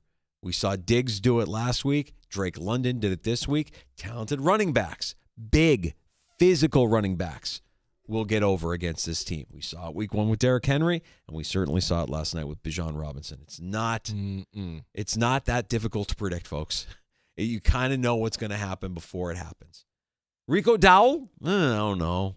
I mean, I would not put him anywhere. I know he's statistically impressive here the last couple of weeks, but I wouldn't put him in the same category as a Bijan Robinson or a Derrick Henry. I'm sorry. You should not. I mean, who's the better quarterback, Penix or Bryce Young? Asking honestly. We would say Penix based on a recency bias, but you should be able to beat Bryce Young, should you not? Well, they've got about a week and a half to figure it out. Well, the Panthers are going to be one of these teams that, we get it. We're going to get another win against the Jets this week. At least you would think. Or do the Jets get their first win? Are we rooting for the Jets this week? The dummy Jets who come back from lunch. I watched that game Sunday morning. That wasn't football. I don't know what that was. That was comedy. What did Fields end up with? You had to be like, wow, we went from the worst quarterback to one that actually shows some promise. Well, let me here. tell you something. Everything I saw from that game out of Justin Fields, I've seen before. There was nothing there that was surprising to me. And if you were a Jets fan thinking that you were going to unlock something in Justin Fields, where? Who? How? How are you doing that? He's a backup quarterback in the NFL. He's not even Tyrod. Tyrod can get you some wins. He's not Tyrod. They should start Tyrod. Tyrod should be the starter moving forward. 9 of 17 for 45 yards. Sacked 9 times. 9 times. And watching that, it's like, okay, get rid of the ball, make a decision. His timer is fried. That's the problem. Chris Sims listens to the Sports Bar. I don't know if you caught that on Football Night in America on Sunday night. No. He was recapping the London game, and he mentioned from Ferris Bueller's Day Off. He's like, how many times did he get sacked? He got sacked 9 times. 9 times. Yes, he did. 9 times. How many days has Ferris missed? 9? 9 times. Yeah, he's terrible. And this might be, no, I'm not saying it might be. This is the worst Jets season in their history. Worst start. Like you've never had it. Like for all those years, bad years of Jets football, they never started 0-6. And if you're a Jet fan, finish the job. Like make Glenn a one and done. Get the number 1 pick. Pick the quarterback of your choice. Shouldn't that be simple at this point? What does? Oh my gosh, we have 12 weeks left. That's it. Goes by fast. Well, if your team sucks, that's not that long. Just gut it out. You can do this, Jets. Yeah. Go 0-17. We root for greatness in the Sports Bar. Finishing 1-16, that's bad, but it's not perfection. We want greatness. Don't win a game. Don't win a single game. They don't look like a team capable of winning an NFL football game. I don't know what that was. It was disgusting. And it's not like Denver was much better. I mean, like that game just altogether. We sent that overseas. We exported that. No wonder Europe hates us. What are we doing? That was awful. Rams and Jags. They get that this week, although they may not have Nakua. Wembley. Yeah. That'll be at Wembley. Okay. Happy hour is next, although not quite a happy hour, man. I was out last night in a Bills backer bar, and there was a lot of emotions. Wide range of emotions, from early in the game to late in the game. Lots of anger, lots of... What was the reaction? Because where I was out, watching Cole Bishop get torched like that, although it wasn't just Bishop, right? But seeing Robinson running down this, Bishop, like, just getting flicked off like a bug. It was, the play. Well, the play that got the most reaction. It was the 3rd and 1. Yeah. The 3rd and 1 fumble was the play that everybody was just pulling their hair out over. Like, what are we doing? Well, Perino pointing out something, that if Sean McDermott's made this clear and Joe Brady doesn't know, he's oblivious to it. Yeah, is this going to lead to problems? I just think it's 3rd and 1. You have James Cook, you have Josh Allen. You don't have to be cute. Maybe that's a direct conversation. Maybe it's a direct conversation McDermott needs to have with Joe Brady and his fancy new glasses. Maybe if he's wearing the fancy new glasses, then Joe Brady will take him seriously. Sally Jesse Raphael thinks those glasses are a little bit much. So it's ironic to me, and I think I'm using ironic here correctly, that in this great era of Buffalo Bills football, we have 2 clothes horses, if I may use that word, one being Stephon Diggs, who loves to go to the Met Gala, and the other guy who hates Diggs and Diggs hates him, at least we think, McDermott. Like McDermott, GQ posing. McDermott always trying to dress to the nines when he's not in official NFL gear. And then glasses last night. Mm-hmm. Hadn't seen those before. Since when? Do you need bifocals? What was that, Coach? Or was that just a fashion statement? Clear frames? Yeah. Yeah. And no, Sally Jesse has The red. yeah. Right. Maybe we'll see red. Maybe he'll coordinate. Maybe he'll go red one of these weeks. Blue. Could go with some team colors. Maybe it's a series. Red, white, and blue. He started with the clear. Go with the white first. Stop doing the hot yoga, Coach. Your calls are welcome. Join in 866-4326.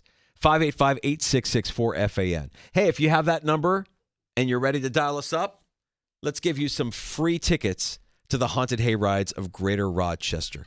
They're going on right now in Williamson, and if you've been out that way, you know what a great time the Haunted Hayrides of Greater Rochester are. If you are uninitiated, hauntedhayridesrochester.com is the website. If you call 5 now at 866-4326, we'll get you free tickets. Do we have 2 or 4, Gino? I want to say, we have a free pair to the Haunted Hayrides of Greater Rochester going on again this weekend. You can check it out with the family.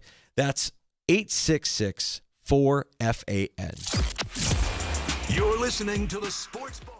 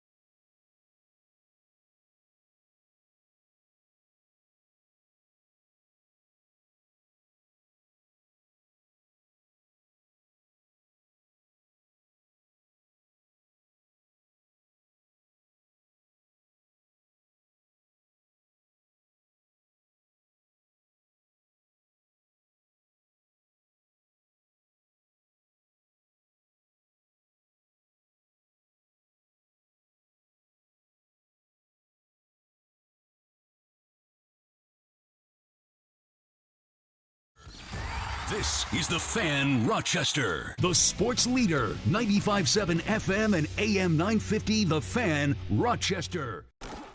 WROC AM, WBEE HD2, and W239BF Rochester. The sports leader, 95.7 FM and AM 950, the Fan Rochester, an Odyssey sports station. The Fan Rochester Sports Update. Bills with their second straight loss, 24-14 the final in Atlanta. Now comes a week off. Josh Allen on the time off. I mean, it's going to eat at me the next 2 weeks. So yeah, I mean, a lot of stuff to clean up. We'll put our focus to our next opponent and go from there. Now, head coach Sean McDermott just this afternoon mentioning that Daquan Jones and wide receiver Josh Palmer with injuries, they are week to week. Matt Milano, Dalton Kincaid, Curtis Samuel, and Terrell Bernard are all listed as day to day. Game 2 of the NLCS is tonight. The Dodgers are up 1-0 on the Brewers. Toronto Blue Jays, they're down 0-2 heading to Seattle. Game 3 of the ALCS is tomorrow night. Rochester Americans split the weekend. They are next in action coming up Friday night in Utica. Gene Battaglin, the sports leader, 95.7 FM and AM 950, the Fan Rochester.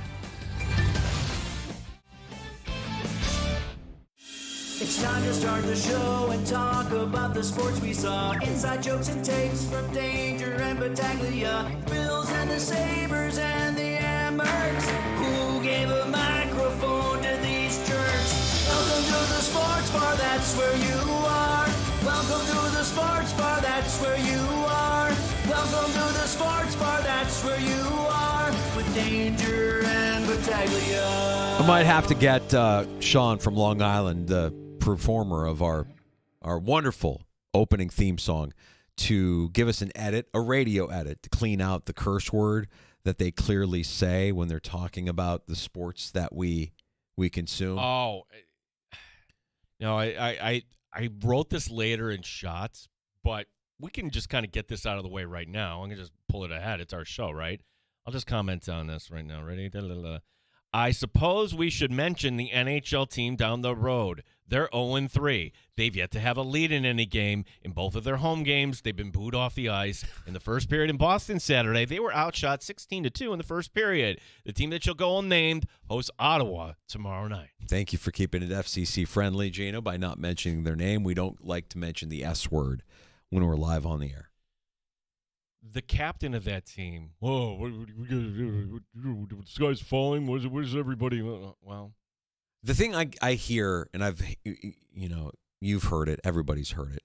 We're gonna learn. We're gonna learn from this. We're gonna learn. Somebody said something ridiculous. I'm not sure which player said it. Like, oh yeah, we're just getting back to the speed of the game. Like, wait a minute. You played hockey your whole life. What do you mean you got to get back to the speed of the game? Like, these are cliches that are going horribly wrong for you. I know that you're running out of things to say because you can't say anything. And you also, I think, run the risk, especially if you're a leader on that team.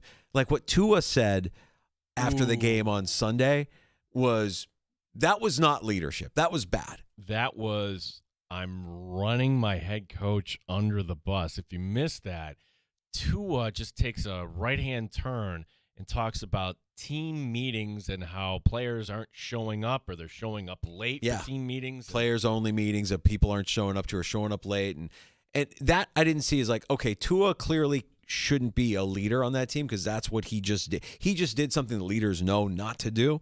But it also, I viewed it as a cry for help. Like, we don't have leadership on that's all you're telling me is you don't have any leadership on that team. And that starts with the head coach. McDaniel's a problem. He needs to go. I mean, and Tua doing what he did. The way they lost to the Chargers. Like, the Chargers used to lose games like that. That's right. Yeah. So, hey, look, maybe we should talk about something more uplifting, like the Buffalo Bills. Slightly uplifting. The team that go unnamed, when do they pass the Bills for number of wins in 2025? Ooh. Because up until last night, I'm like, Thanksgiving. But no, I'm not. I could see. Okay, so let's say that by the end of the year, that'll be week 17. Yeah.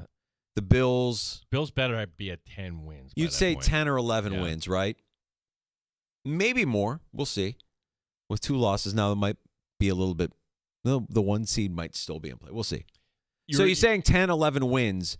And if that's the bar at the end of the year for the Bills, that's where they're at as far as how many wins. How can they, the team that shall not be named, when will they get to that number of wins? That's basically a win a week. It's not that much. Like in 2 weeks, like that's all we're talking about here. Christmas. Merry Christmas. We've matched the Bills' win total. It's a Christmas miracle. It really is. No, we won't spend any more. Well, we'll bring it up again later. I'm sorry. We're gonna get our hands slapped at some point. Please start talking nicely about this. I don't know, man. I mean, I can't find anybody saying anything positive, and that includes within our own family of radio stations. I cannot find anybody saying anything. There aren't any redeeming qualities. What is going on? Well, and the thing with the Bills, there is a pathway out, and that's what makes this fun. We all get to play the role of Brandon Beane. What do you do here? Are you trading? Are you doing this? You could play the role of Brady. You could play the role of McDermott. There's talent on this team. You shouldn't be losing like you did last night, but we also know there's some flaws. I think, bottom line, it's fixable.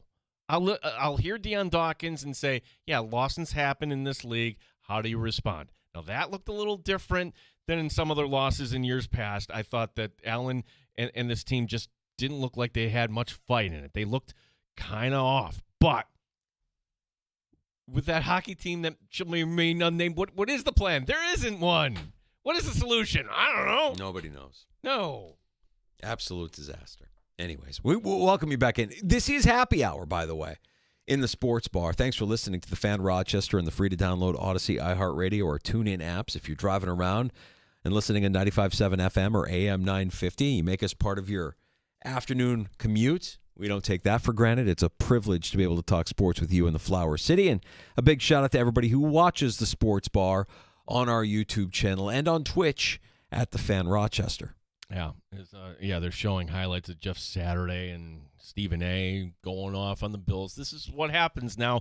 The narrative is like, this is the team that's a fraud. This is a team that hasn't beaten anybody. It doesn't matter what Stephen A. or Jeff Saturday or, quite frankly, what you and I say, Danger. But you can't rule any of that out when you look at the wins. And we were saying this all along, like, yeah, hey, they beat the Dolphins, but wow, that was way closer. Yeah, they beat the Saints, and that was way closer than it should have been. And even last night, thinking, boy, that first half was a disaster. How on earth is this team only down 2 touchdowns? The Drake London reversed touchdown was a gift. I'm like, well, they're still in it. If that touchdown counts, the game's over at halftime. I mean, the way that half played out for the Bills defensively, I don't think it could have been worse. So the Bills make the adjustment, which we all thought, okay, hey, you have a good offensive line. Hey, you have James Cook. Let's run said football. Run, past the Ray Davis touchdown. They're only down by 7. They get a stop. They get the ball back. And then the play, I thought McDermott made a very telling quote after the Patriot game that we thought we got too cute. How would you describe an end around to wide receiver number 4 on this team? Some may say 5 in Elijah Moore. That, to me, is the definition of cute. Get a first down, keep the drive going. So many times the Falcons are like, we're playing really well, but you're the Bills. Have this game. That was probably number 1 on my list last night. Yeah. You have Josh Allen, you have James Cook. You don't need to be cute. It's 3rd and 1. You got to have it. You got to have it, and you go to Elijah Moore? What? Really? No, that's a problem. And I think we like Joe Brady. My brother-in-law is a big Penn State fan. I don't know if he believes this or not, but I think Joe Brady would be a good candidate for Penn State. I do not. And here's why. Because the head coaching job in college football, you really can't have a first-timer run a program like that. You need somebody that can come in. Like the guy that Penn State should go after is Urban Meyer. Urban Meyer, for all of his flaws and everything else, he's won on the biggest stage, has he not? He was the guy that was hand-selected to be the successor to Joe Paterno before all the Joe Paterno stuff happened. Right. So, this, enough time has passed. My point on Brady, Yeah. There's going to be opportunities for him as long as he's hitched his wagon to Josh Allen. I don't know that he's going to take up those opportunities, but one thing after seeing this happen now 2 consecutive weeks, and to see it happen a week after the coach says, yeah, we don't need to get too cute. He's either oblivious, has no self-awareness, or thinks he's the smartest guy in the room. I don't know what it is. But again, you have Josh Allen, you have James Cook, you need 1 yard, and your gotta-have-it guy is I think Elijah Moore. I think it's a problem that goes top to bottom in this organization. They overvalue some of their own guys. This everybody eats thing it's a lot of fun when you're wailing on teams, but in a game like that, you can't tell me a receiver that was basically on the straight, for so long, in Elijah Moore.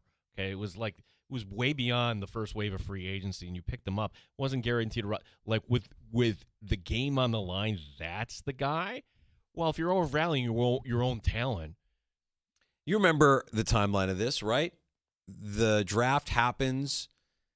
Bean goes on with Jeremy and Joe, and it's like the and week he's after. pissed off. While he's on hold, coming back from the break, they are giving some take on wide receivers. Yeah.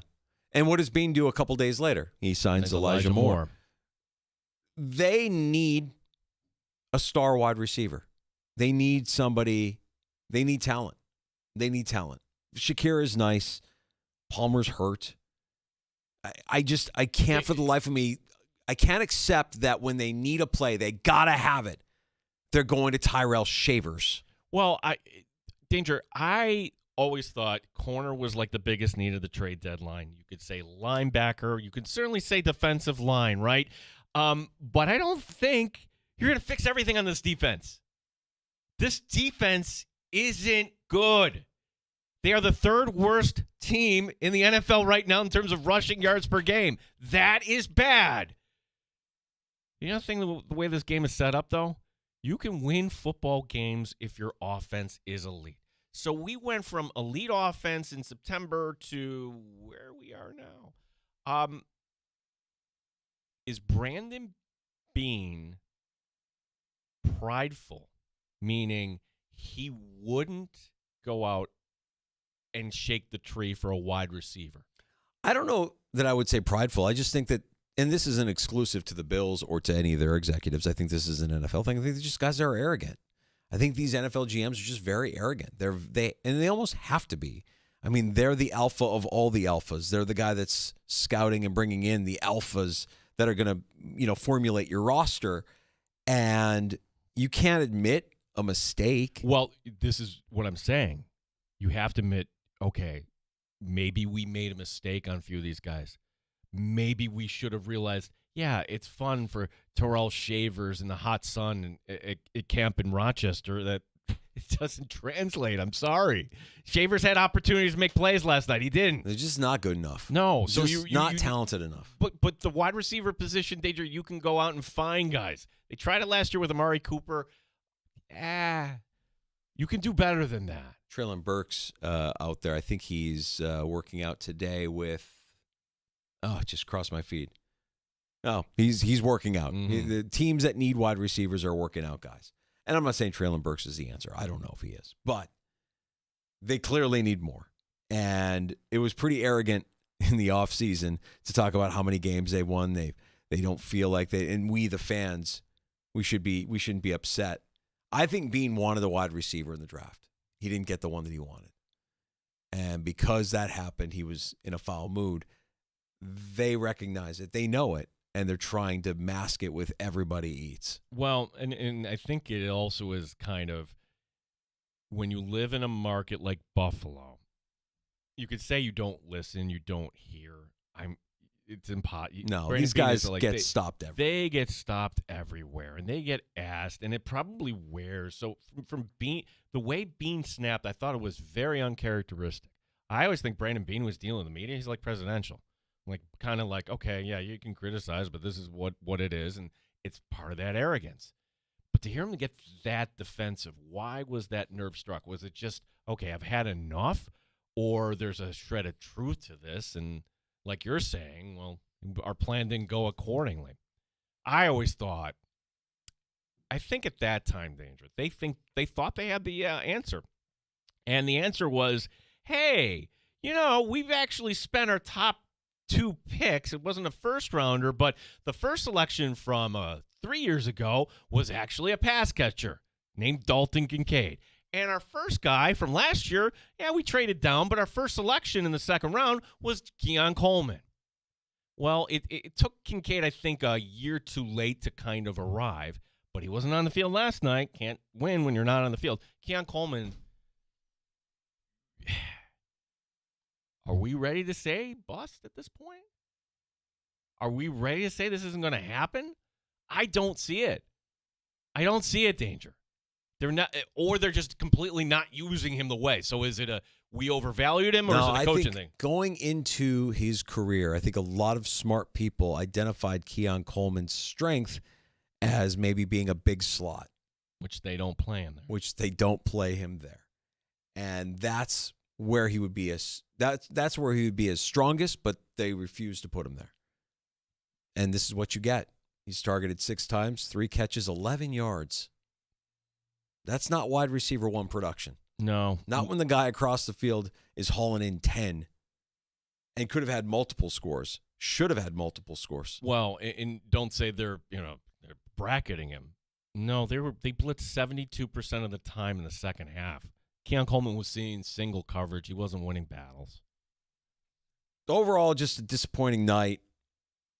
The Bills now get to lick their wounds.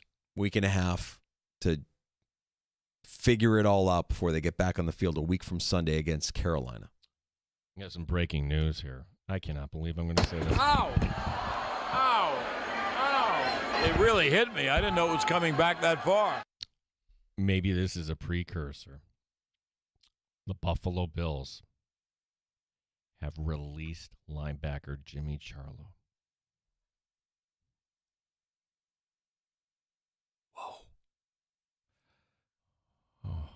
Say it again. Oh. The Buffalo Bills have released linebacker Jimmy Charlo.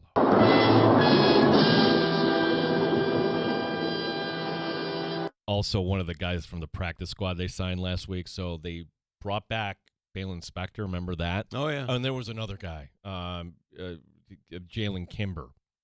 Jalen Kimber was released from the practice squad today. So does this mean Balin Spector's going up?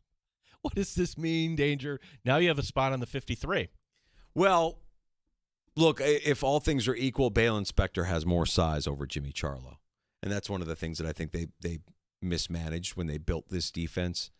They built a defense of small guys. You need some big guys. You need big guys to take down big players. Cole Bishop just got bounced off of Bijan Robinson's legs. Just bounced. And we're looking at Bishop this preseason, we're like, oh, he looks bigger. He's not big enough. Not big enough. I'm at the point where Shaq Thompson and Dorian Williams could be our 2 linebackers. Yes, I'm with you. Done, yeah. I am with you on that. Ed Oliver, nice game. Good to see him back there. Disruptive. That was good. Rousseau, the penalty was terrible. First defensive snap of the game.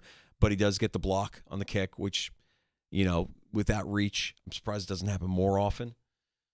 But the way they're built, it does not pose a threat. It's a mismatch all day. It's a matchup nightmare when you're going up against big physical guys like Robinson, like Derrick Henry. To hear Matt Perino just say, of all the contracts they gave out, Terrell Bernard is the one to question. Ooh. Sure. Are you really getting value there? You are not. Yeah, these are the tough conversations to have. Tomorrow, I'll be on assignment. Gino will be here with PJ Glasser, the host of Send It In from the BetMGM network, and we'll get some winners. On assignment? You're golfing, dude. Like, on assignment, look, I'm just saying, like, if you have an opportunity to spend time with your daughter, you're You're a great dad. Go do it. My daughter's golf banquet is always preceded by a daddy-daughter or a parent-daughter golf outing. So we'll play 9 holes at Greystone before her banquet, and they'll dish out all the awards, all the team awards and everything like that. So also, since I'm talking about my daughter, you've given me this opportunity. I'd like to raise a glass to my daughter who got her first part-time job. You're kidding. Where? She will be Starbucks' newest barista starting Thursday. See, I would ask which one, but I don't want to do that on the air. So, and I know there's many locations. So, well, if you know me and you hear what I say and you hear what I talk about, which you hear me talk about my neighborhood every now and then. Hell, Nikki G has the secret textoso lines. Of course, he has a secret line because he's Italian. Well, I'm not. I'm not. Some people swear by that brand. I know there's the one on Westridge Road, but I don't know what else. Oh, you've got the one in Ridgeway there. I don't know. I'm not going to guess. Yeah, it's fine, Gino. Yeah. I'm just trying to figure out where. You haven't come around the neighborhood very often. You haven't. You don't know what's been going on here in East Hilton. It's okay. I'm not quite like Kevin Roche, who makes passport jokes or jet lag jokes or whatever it is every time he goes up to Hilton. That's not right. quite there. That's right. Let's get to a round of shots next on The Fan. Yeah, and then we have our RIT men's hockey coach, Matt Thomas, to join us. Baseball, we will get to. A manager walking away, but there's a quote here that just really stuck out to me. Fran Brown getting his name in the news when really he shouldn't have. He made us actually kind of worse. Yes, we will talk soccer here as well. And then who's the MVP in Tampa, Danger? Is it Baker Mayfield or one of his wide receivers? Yeah, this is good. All right, we'll get to a round of shots. RIT men's hockey coach Matt Thomas joins us to recap his weekend series against Sacred Heart. That's all on the way next here on The Fan Rochester.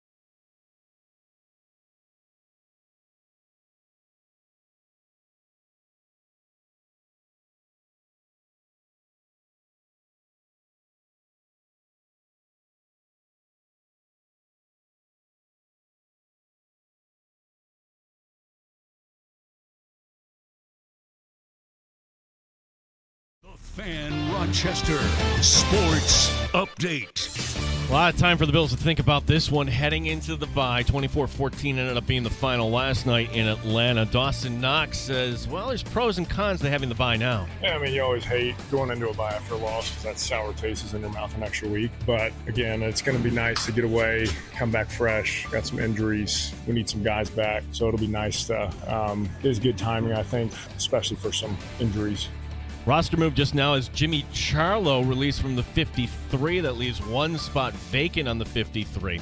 Head coach Sean McDermott also saying that defensive tackle Daquan Jones and wide receiver Josh Palmer are week to week. Game 2 of the NLCS is tonight. The Dodgers up 1-0 against the Brewers. Rochester Americans, they're back in action coming up Friday and Saturday. First stop is Utica. Gene Battaglin, the sports leader, 95.7 FM and AM 950, The Fan Rochester. Listen to the Sports Bar with Danger and Battaglia on Apple Podcasts, Spotify, or wherever you get your podcasts. The Fan Rochester. Happy hour continues in the Sports Bar with Danger and Battaglia. Time for a round of shots. You know, things are looking good for the Seattle Mariners, Danger. They're back home, up 2-0 in the ALCS against Toronto. Game 3 is going to be tomorrow night. 2 wins away from their first ever World Series. In championship play history, league championship play history, either the ALCS or the NLCS, there have been 28 instances of a team going on the road and winning the first 2 games. Only 3 times has the team down 2-0 actually pulled out the series win. Okay.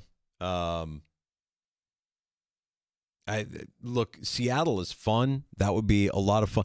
But the Dodgers are Major League Baseball's only hope here, right? As far as like getting a number, getting eyeballs. Oh, I think if you have a Seattle-Milwaukee World Series, we'll watch, but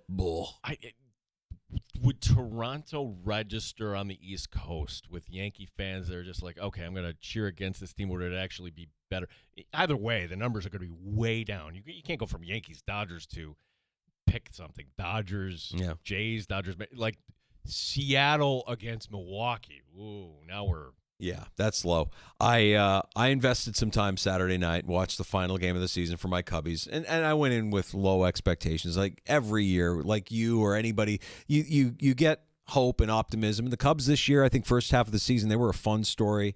They kind of tail off a little bit. Milwaukee gets hot, and when you need them to get hot, and you need those bats to get hot, the Cubs just didn't have an answer on Saturday night. Did you see? So Friday we had on our guy Bart Winkler. Yeah. Here on Infinity Sports Network, 11 o'clock Eastern time, right?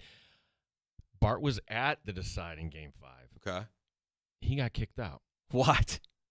I don't know the story. We're going to have to dig on this. So I can only imagine like Bart and a Cub fan, which is not surprising. No, come on. No way. No way.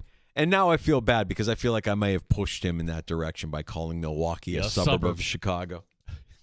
Can you imagine? Hey, we heard Danger today. There were a lot of Cubs fans there. I will say they traveled. They don't have to travel far, but there were a lot of Cubs fans at that Game 5. It got more quiet as the game went on. But, credit to the Brewers. They have been the better team this year, and they advance, and now they find themselves in an 0-1 hole. With the Dodgers, Game 2 tonight. Padres manager Mike Shildt retiring at the age of 57. He had 2 years remaining on his contract. Now, this is the part of the story that jumps out to me. One line is in his resignation. Quote, "The grind of the baseball season has taken a severe toll on me mentally, physically, and emotionally." Okay, he was the NL Manager of the Year in St. Louis in 2018. His resignation means there are 8 managerial openings right now in baseball. In addition to the Padres, you got the Angels, Braves, Orioles, Twins, Giants, Nationals, and Rockies all looking for a manager. Yeah, I saw that quote. I'm like, that seems pretty severe, kind of harsh. But again, I don't know what Mike Shildt is going through in his personal life. Like, who can say what he's got going on that baseball would be the thing that would put an emotional toll on you or Well, I get that would be the case, but by putting that out there, are you just kind of, now that's going to come up if you ever want to get back in? Oh, I don't know that he wants to get back in. It feels like that's the kind of thing you say when you actually are going to retire. Like, I'm 57, had a good run. This is too much, and I'm just going to try and enjoy my time now. Fair enough. Syracuse football coach Fran Brown went on the attack against a reporter who dared to ask him about a report from The Athletic listing Brown as a possible candidate to replace James Franklin at Penn State. Funny. I know what you're thinking. Penn State should aim higher. Yes. The Orange are only 3-3 this year. Well, the Orange did go 10-3 last year. And then there's this. Penn State AD Pat Kraft knows Fran Brown from the time that the two worked together at Temple, the Orange hosting Pittsburgh this week. Here's my top 3 power ranking of who I think Penn State should hire to be their next head coach to replace James Franklin. Okay, number 3, probably not going to happen, but I think it would be fun. John Gruden. Not going to happen. Number 2, I mentioned it earlier, Joe Brady. Not going to happen. Undergrad. He was an undergrad for Franklin. He has familiarity with the school. Terry Pagula, blah, blah, blah. I believe you need somebody that it's not a football-only job. You need the cachet. No, my number one guy is the guy that checks all those boxes. That's Cignetti. I mean, you get the guy from Indiana. You show Indiana, hey, that's cute. What you guys are doing this year is cute. But we're Penn State, and we're gonna write you a check. We're gonna take your coach, and we're gonna stomp you guys moving forward. If that's cool, then that's what we will do. No Herb on this list. I don't like that. I really don't. I don't think that ends well. I really don't. I'm not a fan of that move. But maybe that's what happens. I don't know that Penn State fan is excited about that. No. I feel like they'd be more excited about nabbing Cignetti away from Indiana. Danger, have you ever heard of Cape Verde?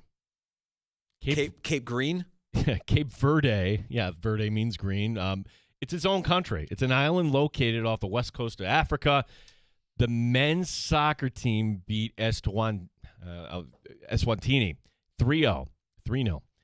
With the win, Cape Verde qualifying for the World Cup. No kidding. Cape Verde ranked 70th in terms of the international rankings in men's soccer, with a population of roughly half the size of Rochester, 525,000 people. They become the second smallest country ever to qualify for soccer's biggest event. Iceland in 2018 being the smallest. Oh yeah, remember when Iceland was in? They did that the clap thing. Like you had a bunch of Vikings up in the stands doing their clap. What are they bringing to the table? Are we getting vuvuzelas again? What? I have no idea. Shame on me. I never even heard of Cape Verde. Kind of crazy that small a population can field a competitive enough soccer team to make it to the World Cup, even though they're not ranked highly in the world. Cameroon is always the one from that grouping that comes out of it. They did not. So. Is there a couple of African teams that get? There should be a handful of them, right? Well, good for them. God, that's next year. You going? I got to find a way. Yeah. That's a bucket list kind of thing, right? I mean, to me, it doesn't matter who would be playing. I would just want to take it all in. Just be able to say, I went to the World Cup. Yeah. Finally, one of the fun stories in the NFL this season, it's Baker Mayfield in the box, right? They're finding ways to win. They look legit. They're fun. In the win over the Niners, Mayfield throwing a perfect pass, 45-yard touchdown to wide receiver Tez Johnson. Johnson gets over the bench. He hears the chance of MVP. And then this is on camera. The wide receiver turning to his teammate Sterling Shepard asks, why are they chanting MVP? I haven't done anything this year. That's funny. Shepard informs him, no, those chants are for his quarterback. Amazing. Absolutely amazing. I mean, but doesn't that just speak to the mindset of an NFL player? I mean, these guys are all alphas. They're not thinking about anything other than my performance this, my performance that. Particularly at that position. That position. And he just made a great play and he had an awesome celebration. And you're hearing chants of MVP and he's thinking, this is all about me. No, it's about the guy that's throwing you the ball, Tess. He's pretty good this year.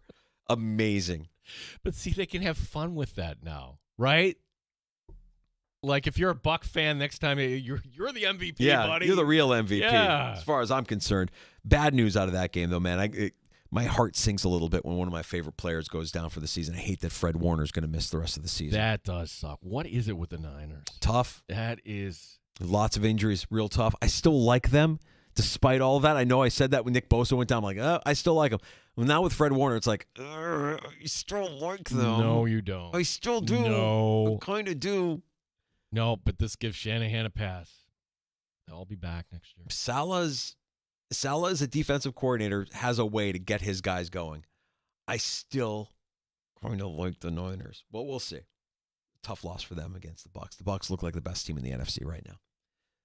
We got to take a break and come back. We'll check in with RIT men's hockey coach Matt Thomas next for Last Call on the Fan Rochester.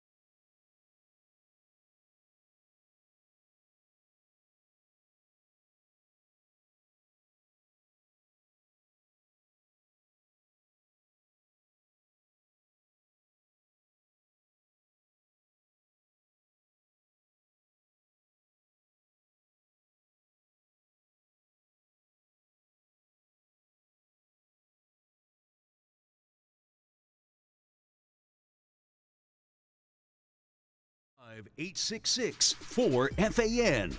866-432-6. The Sports Bar with Danger and Battaglia on the Sports Leader, 95.7 FM and AM 950, The Fan, Rochester. Last call on the Sports Bar with Danger and Battaglia. Tomorrow, PJ Glasser, send it in from the BetMGM Network, joins Gino at 3:25. Before we cut out, we got to say what's up to RIT men's hockey coach Matt Thomas. Yeah, Coach. Brick City coming up, downtown Rochester, Saturday night. Clarkson. Coach, appreciate the time. First two games of the season. What did you see? I thought Friday night that could have gone either way. Saturday was a different story. Your thoughts on the weekend that was here, Coach? Yeah, I kind of starting to feel like I'm maybe crazy, but Friday night, I like the way we defended, no question. I thought we played pretty well. I thought we got out of that one with just playing okay with a 1-0 loss. Obviously, because of the score, you're right. It could have went either way. Ultimately, we needed to find a way to score one, and you tip your hat to their goalie and them blocking a lot of shots. Saturday, I thought we played really, really well in a lot of areas that we looked to improve on from the night before. The problem is we made too many mistakes defensively, and they were. The good news is they weren't consistent mistakes.